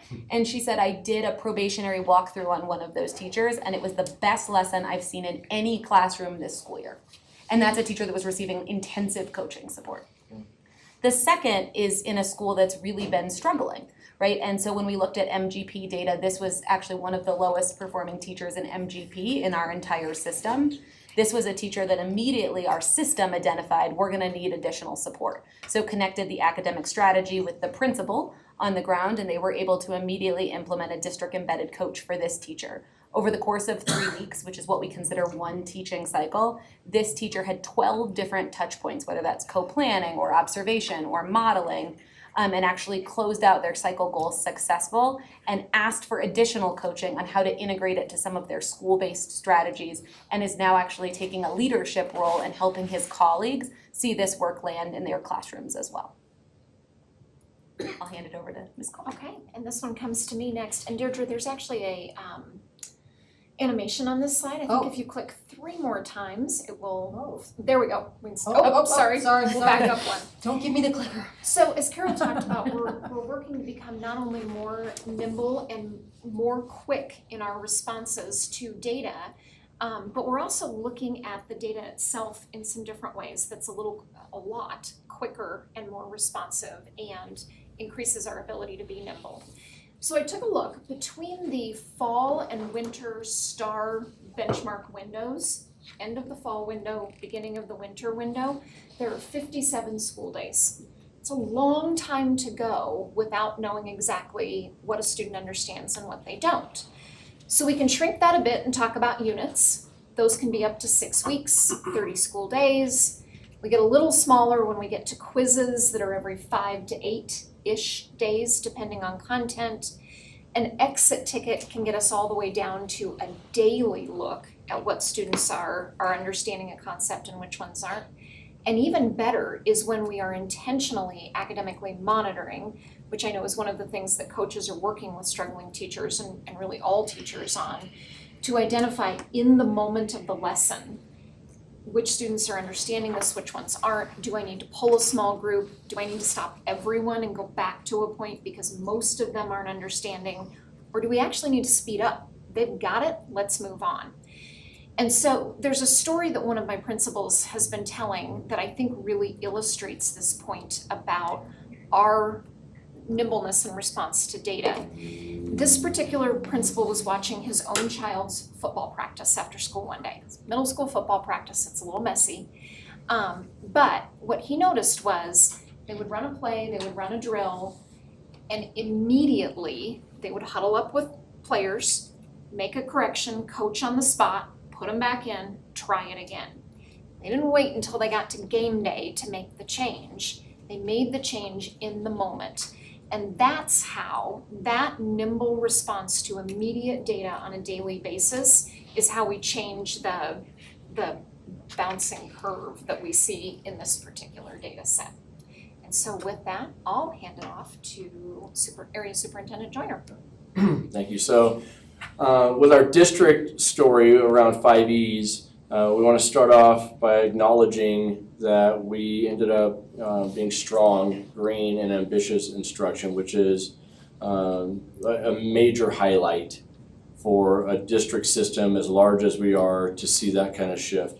I don't think it's any secret that it has changed to being a strength with our focus on student agency, but how exciting is it that a question where students are the respondent in this survey are saying, I see a difference, I see a complete transformation in the classroom experience for me, right? And we've just begun that journey.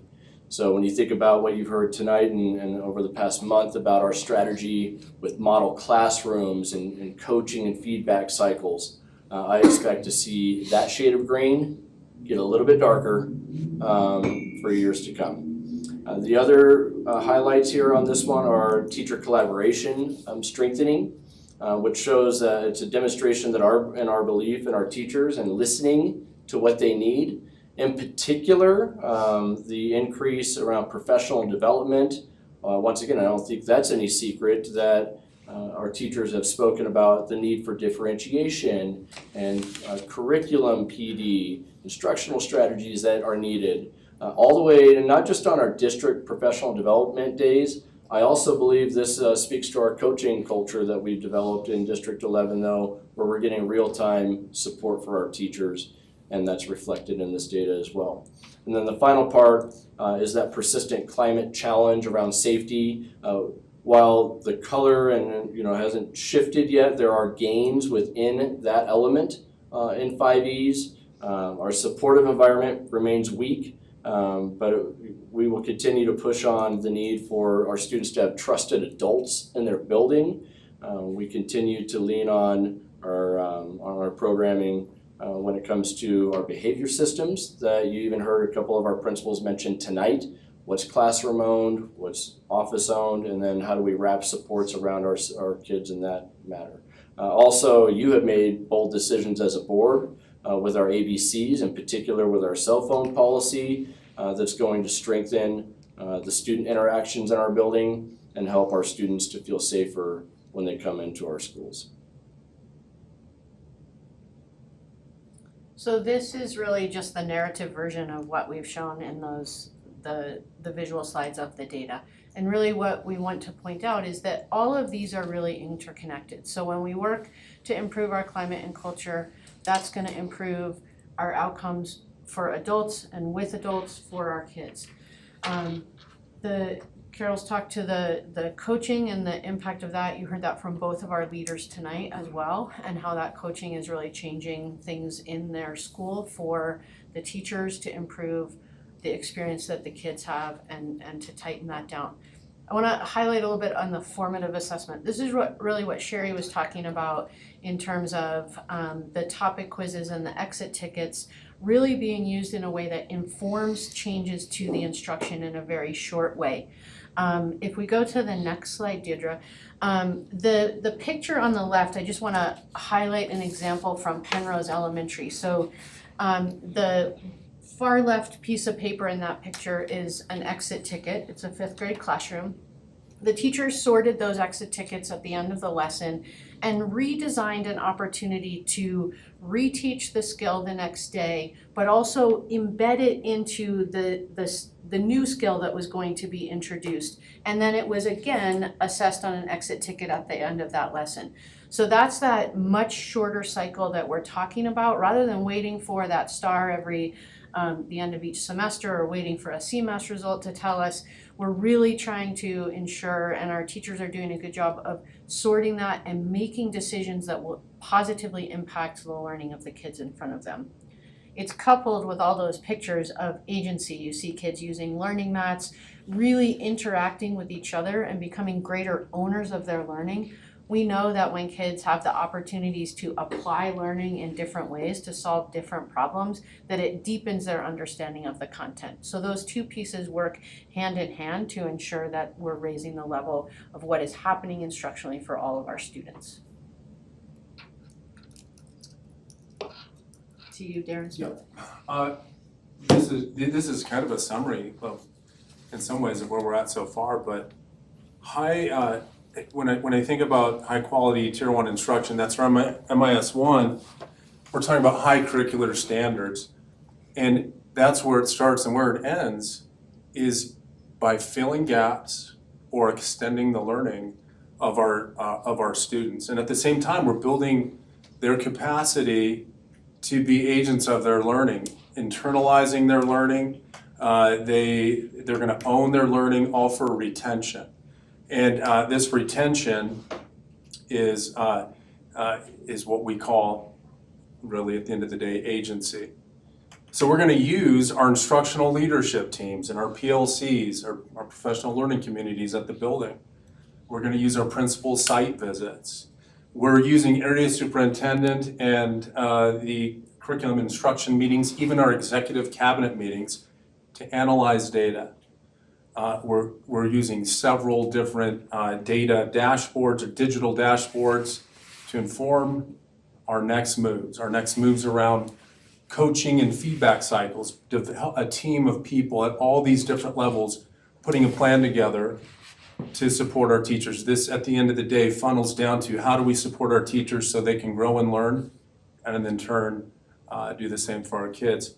And that makes me think of a partnership that we've developed at Midland Elementary with the Garden of the Gods Rotary Club.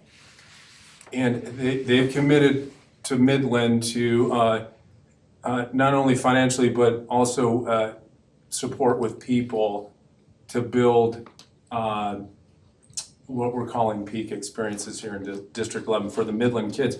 But we meaning Cynthia Embry, the principal, new principal at Midland, and I went to a Rotary Club meeting a week ago, and at that meeting, we were talking about district strategies, and I got to the point of coaching feedback cycles, and Cynthia interjected and said, you know, in my 14-year-ish career, and she's come to us from out of state, she has never seen or been a part of a district that has provided the supports and structured intentional supports to teachers like she's seen here in District 11. And I thought that's worth mentioning. We're developing a culture to deliver on a skilled graduate.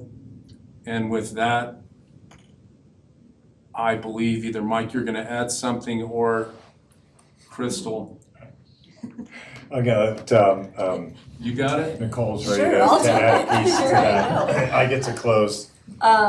Area Superintendent Smith mentioned this right at the end, but the board last spring took action to realign our graduation requirements to those large buckets that incorporate the agency. We're talking about agency in every classroom, every content, every day, and those micro adjustments you've heard, and those feedback cycles, but also on a larger scheme of who are you and what do you want to do with your future? And let's start working on that in high school in really intentional ways so that you can have credits earned in areas that are of interest to you. You can engage in that deeper, and it leads to all of the pieces like peak experiences that we've talked about, like apprenticeships that are giving students real world experience while they're still in high school. Now Crystal gets it. So MIS2 is really focused around data. And how we support our students, particularly when the data is not where we want it to be. And so we've done a lot of work, really in a lot of areas, but I'll just highlight a couple so that we're not repeating each other too much. So I think you've heard a lot about our high quality common assessments that we're using. A lot of this is from our adopted curriculum that you adopted in the spring. Really tightening that up. And so one of the things that stuck with me is I asked different schools if I could do walkthroughs to see how is the new curriculum being implemented, what training do we need to do for PD to build capacity. And so Sweckert is where I'm going tomorrow, and she said, hey, I just want to send you a message reminding you 7th grade ELA is giving the assessment, so you probably want to avoid those classrooms. And I thought, you are right on target. Tomorrow is the date, so she's not, you can be, 3 to 5 days behind, but she is right on time and was aware. And that's, principals aren't always tracking that. Sometimes it's given to an AP or a department chair to help kind of fill them in. And so that let me know, like, she's on this. She's going to be looking at data. She knows we're polling it. She's aware of which classes we can go into and what we can't. And so I thought that was really neat because that doesn't always happen. And you walk in to observe and then you're like, oh, they're doing an assessment, and you walk out, right? But she proactively said, you can't go into these. I think for measurable student impact, one of the things that's been really interesting to see from my side is doing the mission math. And so reaching out to different principals and saying, hey, if your teachers are in 4th or 5th grade, for example, they had less than growth for 40, we want them to come to mission math. We have a couple different options they can do. I have been thrilled with the amount of principals who have said, can I also do this third grade teacher? Or this teacher was a 41, can they still come? And are really just looking for that more the merrier, let's learn from each other. And so we've continued to expand and make those, have more facilitators so those sizes can stay small so that we can really make sure people are learning what we want them to learn. I think adult capacity building, one of the things that I thought was really just unifying for our team is we were looking at data today and we all take different sections for the lead meetings. And so one of the things we agreed is even though we do different pathways, like I do DDI, for example, she does instructional leadership, coaching, that we would all use data. So again, how are we growing capacity for adults to understand data and how to leverage data, particularly in systems in their building, but in all of our core strategies so that our principles are being developed. And so I think that's been really neat to see. We're gonna do that the first time on October 10th. And so really interested to see what our principals think of that and what their takeaways are. And the last thing that I would say, unified engagement. So we do a lot with peak experiences and bringing in different community members, but I was really struck by Principal Gorsh. And so, you know, he is the principal of a charter school. Often you aren't in partnership. There's some partnership you do, but not, you know, to the extreme. And he added me to his math data. And he just said, hey, you know, Crystal, I wanted you to be on this so you can help coach, decide what we need to do. And you don't typically see that tightness. And so I just thought, like, way to be on board and wanting to serve students and like recognizing that all kids are our kids. So I thought that was really neat. It's over to you, Chief Sheriff. All right. So I'm going to talk about MIS 3, which as you all know is mainly focused on the high school outcomes or only focused on the high school outcomes. If you've talked to the Student Pathways team, you know that they are extremely excited about how this work has been going. We've been using two main levers to really get at ensuring every student has a consistent plan post-graduation. Those two levers are the Future Ready Advisory course and then also our Future Centers. So when we talk about Future Ready Advisory, what that means is that across all of our high schools, every high school student has a 30-minute class on Monday with a core advisor. And so the work that used to be siloed to the counselor is now spread out across all core teachers. So every teacher has a caseload of students that they are advising. And there's the lesson plans that are being delivered in that are consistent across the system. So just this Monday, students engaged in a lesson that was centered on the D11 graduate profile. So they went through the skills of the graduate profile. They identified where they saw their own skills and where they needed to grow, and then wrote a personal goal around the D11 graduate profile, and then tied that to their post-school outcome as well. And the really cool thing about this consistent advisory is we also collect progress monitoring data, and we get feedback data on which students are completing the lessons, which teachers are completing, what percentage of each teacher's students are doing the lessons, so we can follow up and make sure that those are happening. The other big lever is Future Centers. We're really excited about the growth in our Future Centers. We've only had 30 days of school and we've delivered 300 unique sessions in those.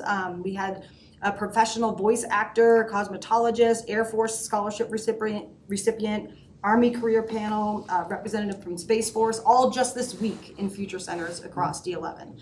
So I think we're seeing that those Future Centers are becoming a hub for exploring careers, college, but then also just the skills that all students need to be ready for post-high school life. I'm getting ready to wrap up, but I realized we didn't give our trusted deputy a slide, and none of this happens without, first of all, a great deputy and really a set of enabling supports. Brandon has a role that I was honored to have when I was in Washington, D.C., which was how do you prepare the system for everything that you just heard, but don't let yourself drift from the purpose of the system. It is so easy when you own the operations and the finance and how we hire and do those things, and then be able to say, I took care of my stuff. And I'm going to tell you that in this deputy, you actually have somebody who's in between every one of those lines that you've seen on every one of these slides. So I'd love for Brandon to kind of just summarize a little bit on enabling conditions that have happened over time that allow, one, for you to see much stronger set of USIPs that then flow into a UDIP that we actually can't wait to be measured on. Brandon. Yeah, I appreciate the opportunity.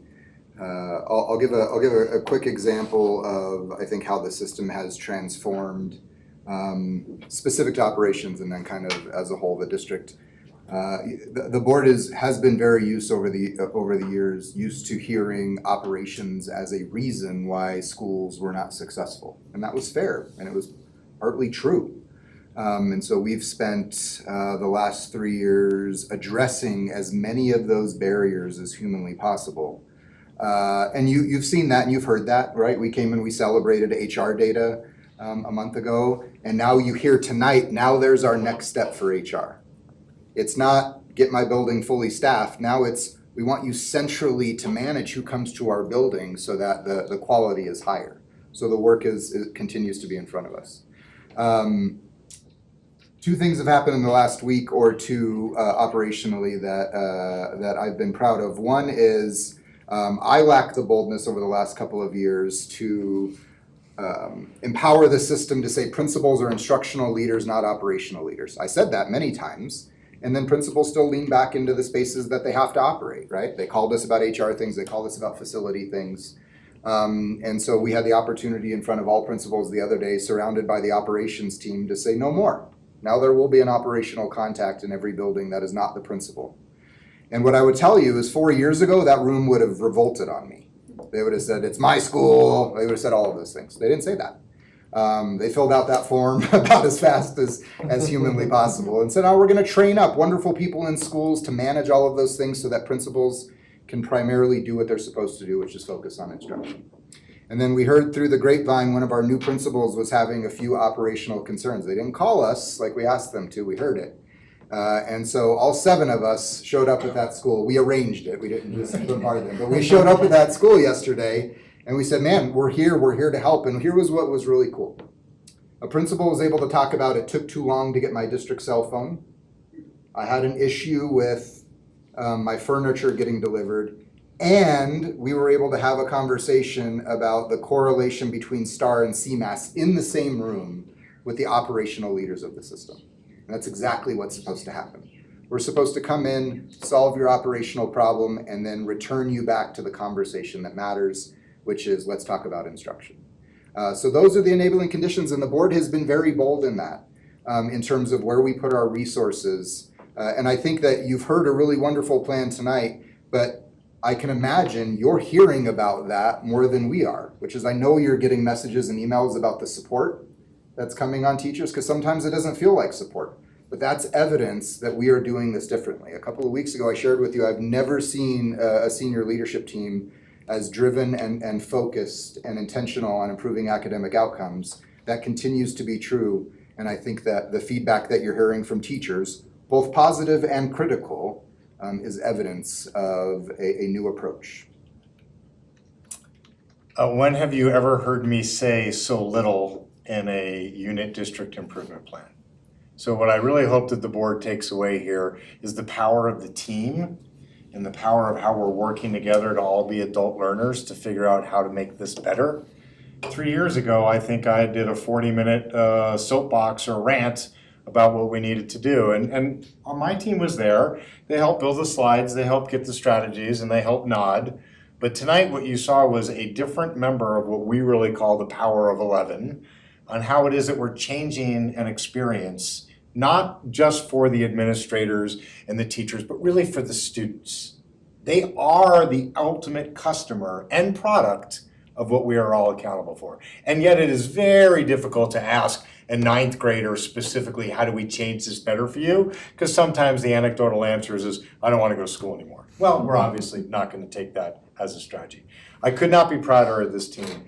If you really want to understand and think about what we're doing here, and particularly for you that are educators around the table, the secret of learning happens when the person who owns the knowledge has a receptive person to accept the knowledge, and they both are in love with the content of what it is that they are sharing. You can force feed something into a regurgitation process that lasts for a very short period of time. We call this our instructional core: teacher, student, and content. Elevate what you just heard up now to principal, manager, principal, and the USIP, or TLC to new teacher and content, or items that I didn't perform well on, an exit ticket or a topic quiz. The same combination of how we want to triangulate the learning. The magic happens when the institution is a learned institution. Not just that the child receives their ability to score better than they did the last time or show growth, but still not be at an acceptable level. We're trying to change the culture, not just of District 11, but how people perceive the opportunity, and I know I can speak for anybody over 40 around the table, of what our experience was when we went to public schools.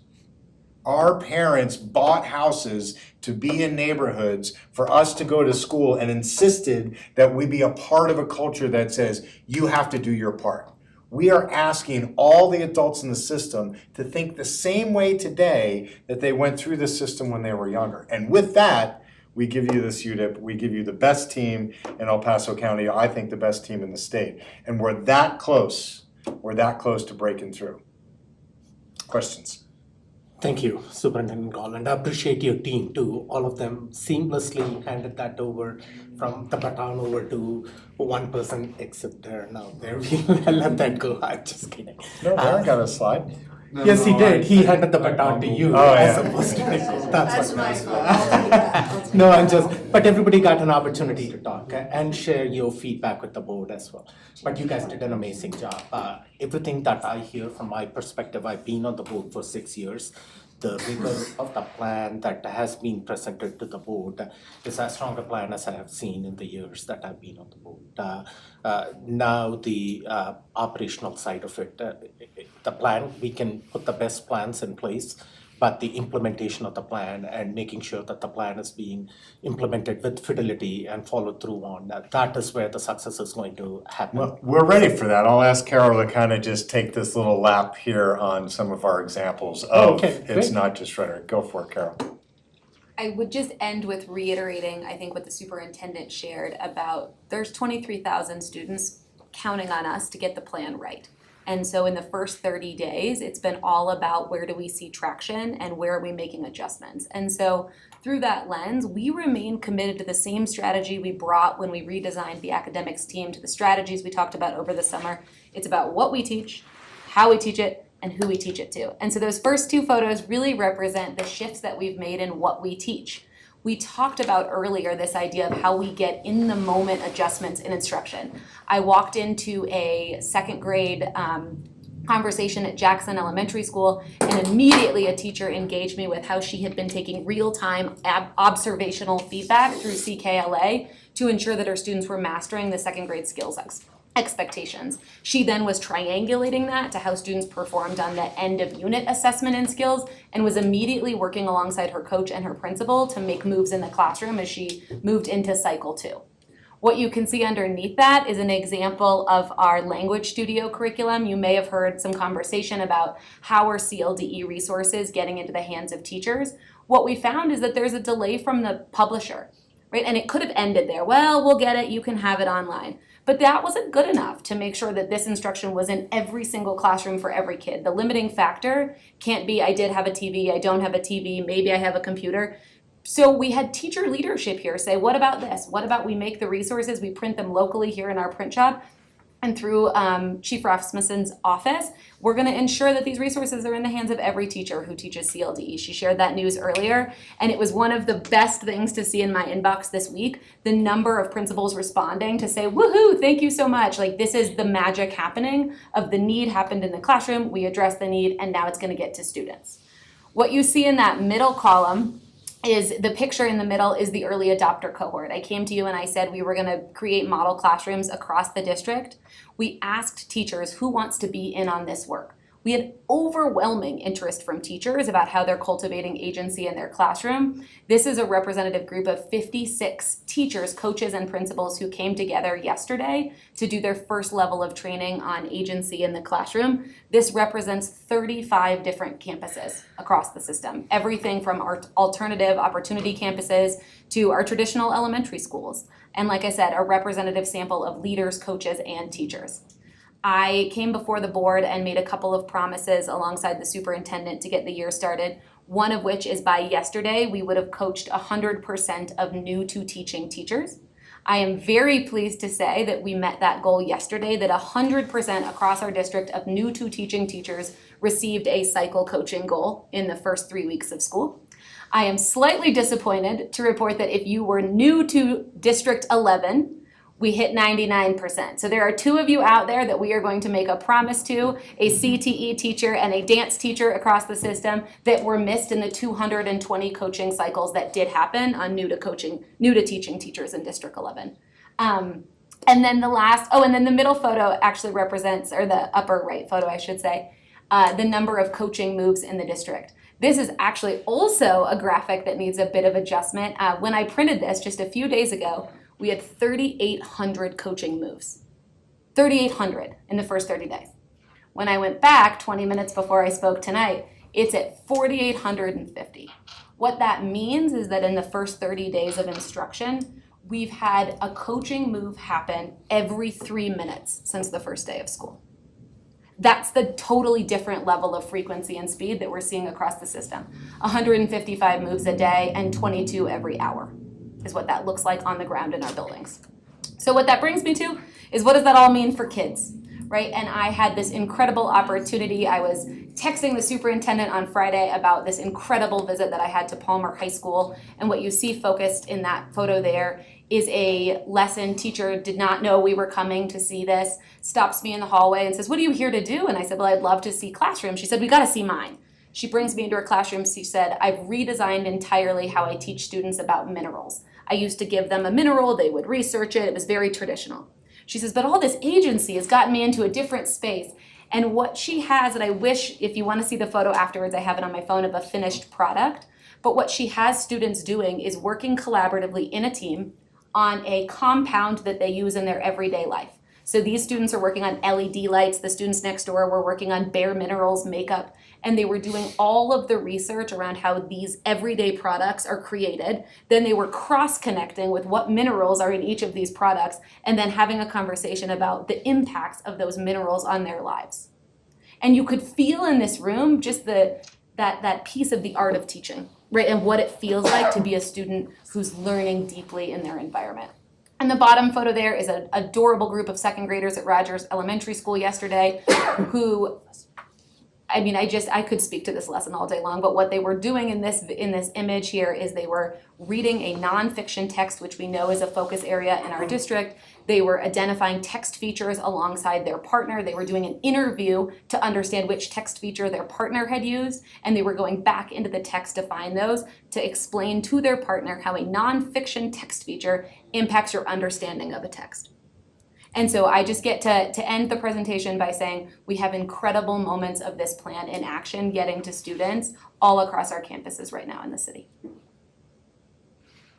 Thank you, appreciate it. We have no other backup slides for other classes. I have more photos. That one pre-planned. And we didn't plan this ahead. No, we didn't. So, dance teacher and CTE teacher expect a visit from you sometime in the Absolutely, and they're getting the full support of the team at this point, yes. Then we can say 100%. Board comments or questions?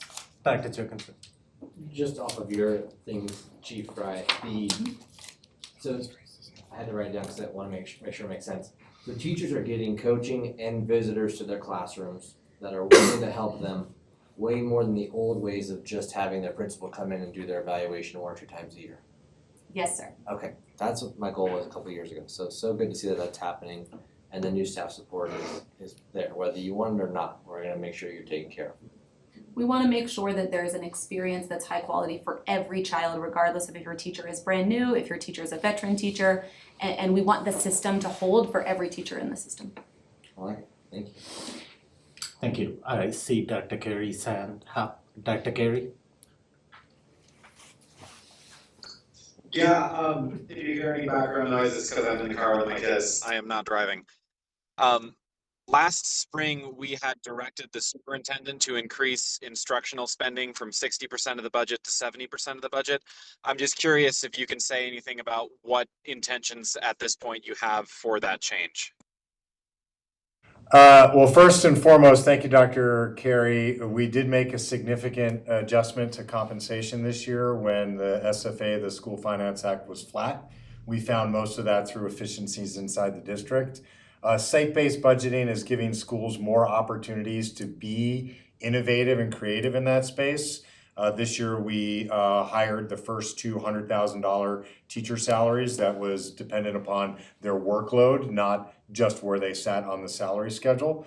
And we are actually anticipating, Dr. Comfort's been working on a significant adjustment to the salary schedule, depending upon where the community lands on supporting a bond. Many of our MLO dollars currently are tied to capital programs, which is not the traditional way that you use MLO. Usually MLO is for people and program, and bonds are for buildings.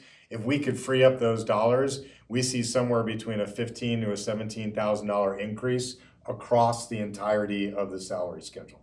So we think that we can go from low 50s as a starting salary to upper 60s as a starting salary. And so right now we're about 50, 65, 80 for beginning, mid, and end career. And we think that we'd like to be able to get to 65, 87, and 100 as beginning, mid, and end of career as a salary schedule. That would obligate another $15 to $20 million a year out of our budget, but that would be coming from MLO, and that would immediately jump us about halfway to 3/4 of the 60% towards 70%. That would get us at about 67%.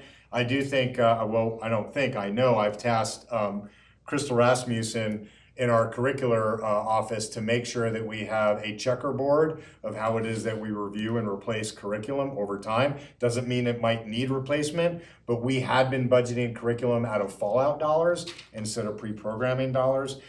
You have seen these coaching cycle pieces that we will continue to invest in. Anybody, and again, I'm gonna go back to the student model of learning. If a student comes forward and says, I need help, our teachers do everything they can for them. So if we have a teacher or an administrator or an ESP that says, I need help, we will find the dollars and the time and the programming to get them the resources they need to meet, as Dr. Fry said, the guarantee that the student has access to high quality instruction. Parents get to choose schools, but parents and students don't get to pick their staff member. So we have to make sure that that guarantee is across the board. So we think in very quick order, mostly through compensation and through targeted training on the programs of record, we think that we could easily get over 65% within 2 budget cycles, and it would take the bond to get us to 70% to free up some extra money. Dr. Carey. That's very exciting to hear. Thank you. Thank you, and it is exciting to hear. I don't think neighboring superintendents are going to be very happy with you if you move the starting teacher salary, but that is revolutionary. Well, actually, what's great about that is we went from second to last in that first year that we went from 42 to 50 to second to first, and we're probably third from first right now. Yeah. If the market gets competitive that we all think that teachers should make a living wage, every child wins.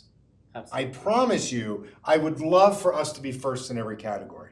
It would be just fine if we were third at starting teacher salary at $67,500 because somebody else got to 68 and somebody else got federal impact dollars that got them to 70. That is awesome for public education. So yes, we are always competitive with our peers, but what I would tell you is that what they've all said is it's actually great. It's great because if you look through the newspaper, nobody had a hiring challenge this year.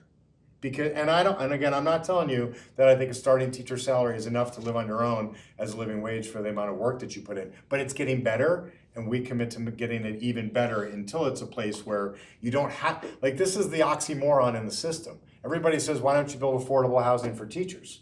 Why don't we pay teachers so they don't have to live in affordable housing?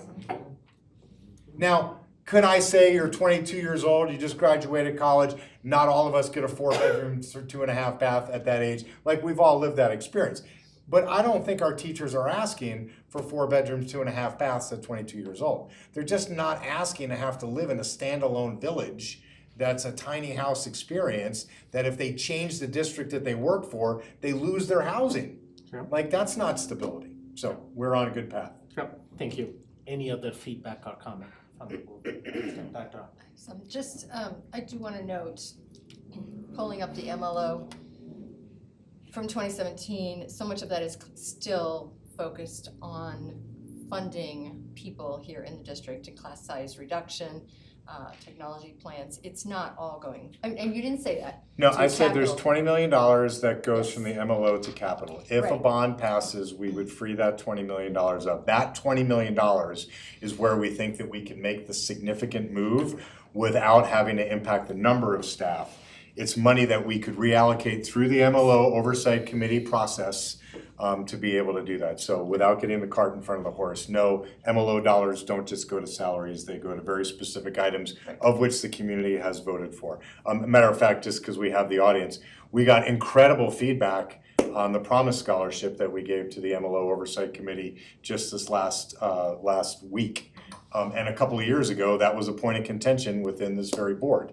And so those voters are seeing that there are ways for us to think about the current needs of the system, not just singularly what the language was in 2000 and 2017 when those dollars came forward. So appreciate that. Thank you.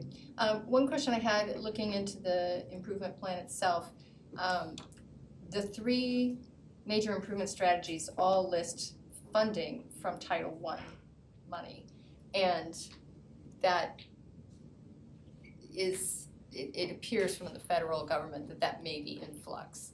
And so if all of our improvement strategies are based on using Title I funding, I'm a little concerned. So, and also I think Title I funding is supposed to be very specifically targeted, and so I'm concerned that we are using that funding to fund every last strategy, and there's no listing of general funds. Yeah, I'll let Dr. Comfort comment. That's not the intent of that, and the amount of dollars that we get for title are nowhere near to supply those strategies, but if you want to give some detail. Absolutely. It is a supplemental resource as it is in everything that it does. Obviously, the bulk of our entire strategy is general funded, right? I mean, that's just how we have to operate, to the point of federal dollars in flux. We actually had a great conversation about this at the DAC Budget Subcommittee meeting last week. A whole presentation, the whole hour was spent on federal funding. And so looking outside of Title I, we're going to evaluate all the other title programs and make a decision on, so Title II, Title III, Title IV. We're going to figure out, what do we need to continue to fund as a district? What I would say is, if the federal government comes and says, hey, you lose all of your Title I money next year, I promise I'm going to bring to the board an opportunity to use our general fund reserves to continue to fulfill on that strategy. That's what we were going to do this year. We brought all of those team members together and we said, do not be fearful, do not think that people are losing their jobs. We will come in and step in and use reserves if we need to, with board approval, of course.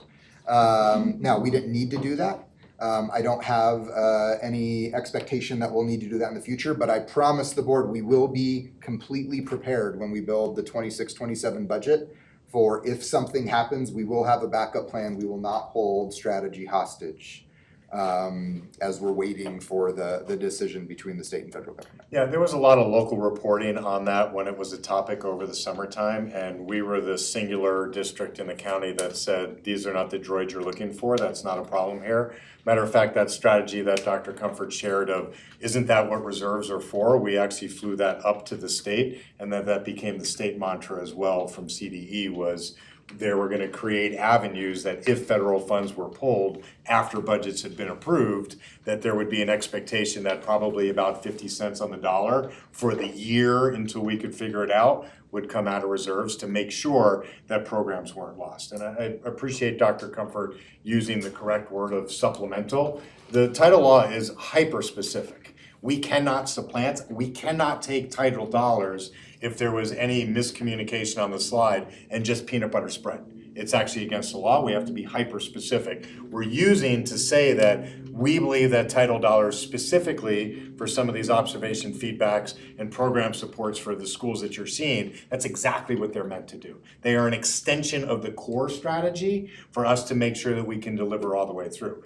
It's also an important point to note that without naming schools, when we did an analysis of how much we budget in planning for a higher socioeconomical school compared to a title school, we over budget the title school. But then how we spend in actual shifts. So we always plan that we're gonna use all these dollars in the way that the law requires us to. But because turnover is higher and we budget on average teacher salary, but we spend on actual teacher and administrator salary, the lines cross. Because we have higher turnover rate in Title I schools. We usually have lower overall experience by educator, by ESP, and by administrator. So we always budget more on paper for the place that needs the most, but at the end of the year, we actually spend more in the place that needed the least.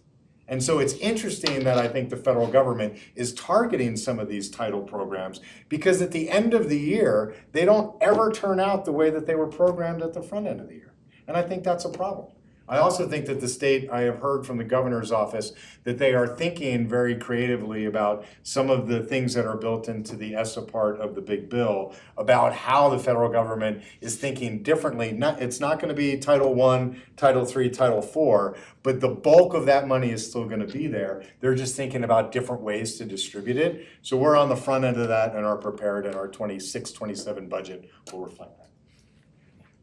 In the end, I want to just say once more, it's very concerning when it just lists Title I, and as you said, there's very hyper-specific. It is not just So- Title I. We will okay. correct that when it That- is submitted to CDE. That would be great. The other observation here on the slides, if we can go back maybe to one of the MIS slides, right, either, that's fine too. So the major improvement strategy here for number 2 is, one would assume it would be something positive, like everything on the right. Instead, our improvement strategy is inconsistent approach, which that's the case for all of them in a way in here. And in the UDIP, when we look at the root causes that are listed there, the root causes that we might consider problems, the listings are the data-driven instruction, it's the future centers, it's the coaching and feedback cycles.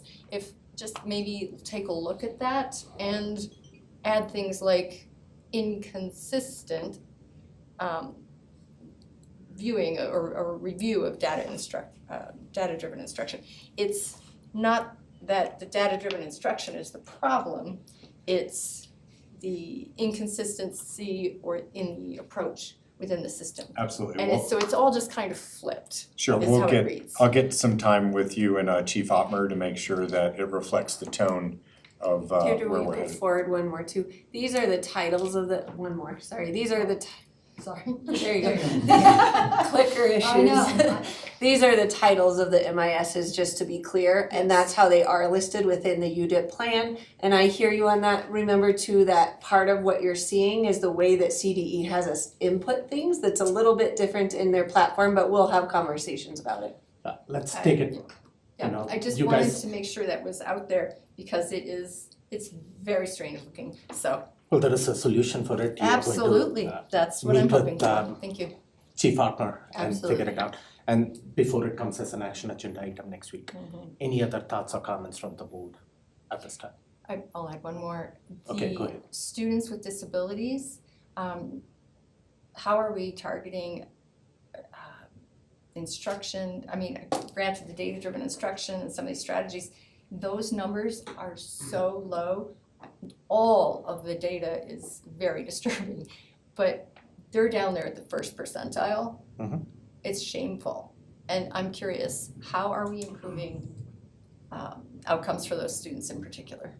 What particular training or? Yeah. So one of the biggest strategies has been the realignment of the area model. And so what we have done is, it used to be that special education supports lived in a separate entity, so the special education department. And we had supports that kind of were deployed out of that department. And so now, under the area model that under Dr. Fry, we have an academic director and then we have facilitator support. So we have one facilitator for every area that's focused on special education, CLDE students, and gifted education. And then we have specific coaches to help target. And so that's allowing us to do is to get those individuals really focused on the instructional and programmatic outcomes for students rather than being really tied to the compliance aspects. We have other centralized supports that are focusing on the compliance so that our area team can focus on instruction. We also know that students with disabilities don't learn in isolation. Majority of students with disabilities spend 80% of their time in general education courses. So we have expanded our options for training for general education teachers. We now offer 10 hours of special education and behavioral health training for all general education teachers. It's required by CDE for licensure, so we've created courses for that. And so we're really helping target that the integration within the core curriculum. On the instructional side, we're really heavily working with our special education teachers, particularly our alternative licensed teachers. We have a lot of alternative licensed teachers. So we just had, just in the Northeast, we had a really high percentage of those teachers. So we pulled those teachers together for a really targeted training to support that population. So we're really looking at from ensuring that we have the instructional lens from the academic director to the facilitator to the coach and then direct to teacher. And so that model and that alignment has been a big shift for our system, and we're excited to see what changes we have with that academic achievement, because yeah, we agree, we have a lot of work to do. Thank you. Any other feedback or questions from the board? Okay, so just a reminder to the board, this is coming as an action agenda item next week. Between now and next week, if you have additional questions as you review the material, please feel free to reach out to Superintendent Gall, copy the board in on it so that the board is also aware of the questions that you are asking. And then Superintendent Gall can get you the necessary information. I want to thank all of you. This is a strong plan that you have brought in front of the board. And as I started by saying, the fruits of all this labor that you guys have put in is going to be evident hopefully in the spring when at the end of the school year our students are going to benefit from it. But it's going to all depend upon how the plan is being implemented with fidelity. So we look forward to updates, periodic updates, assessments and formative assessment updates as it comes in front of the board. But thank you all for being here today and the feedback that you provided. Appreciate it. Awesome, great job, team. Okay, I think that gets us to the end of this work session. I don't have anything else to add at this point in time.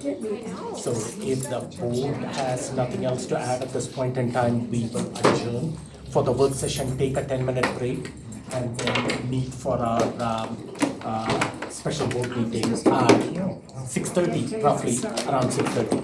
Thank you.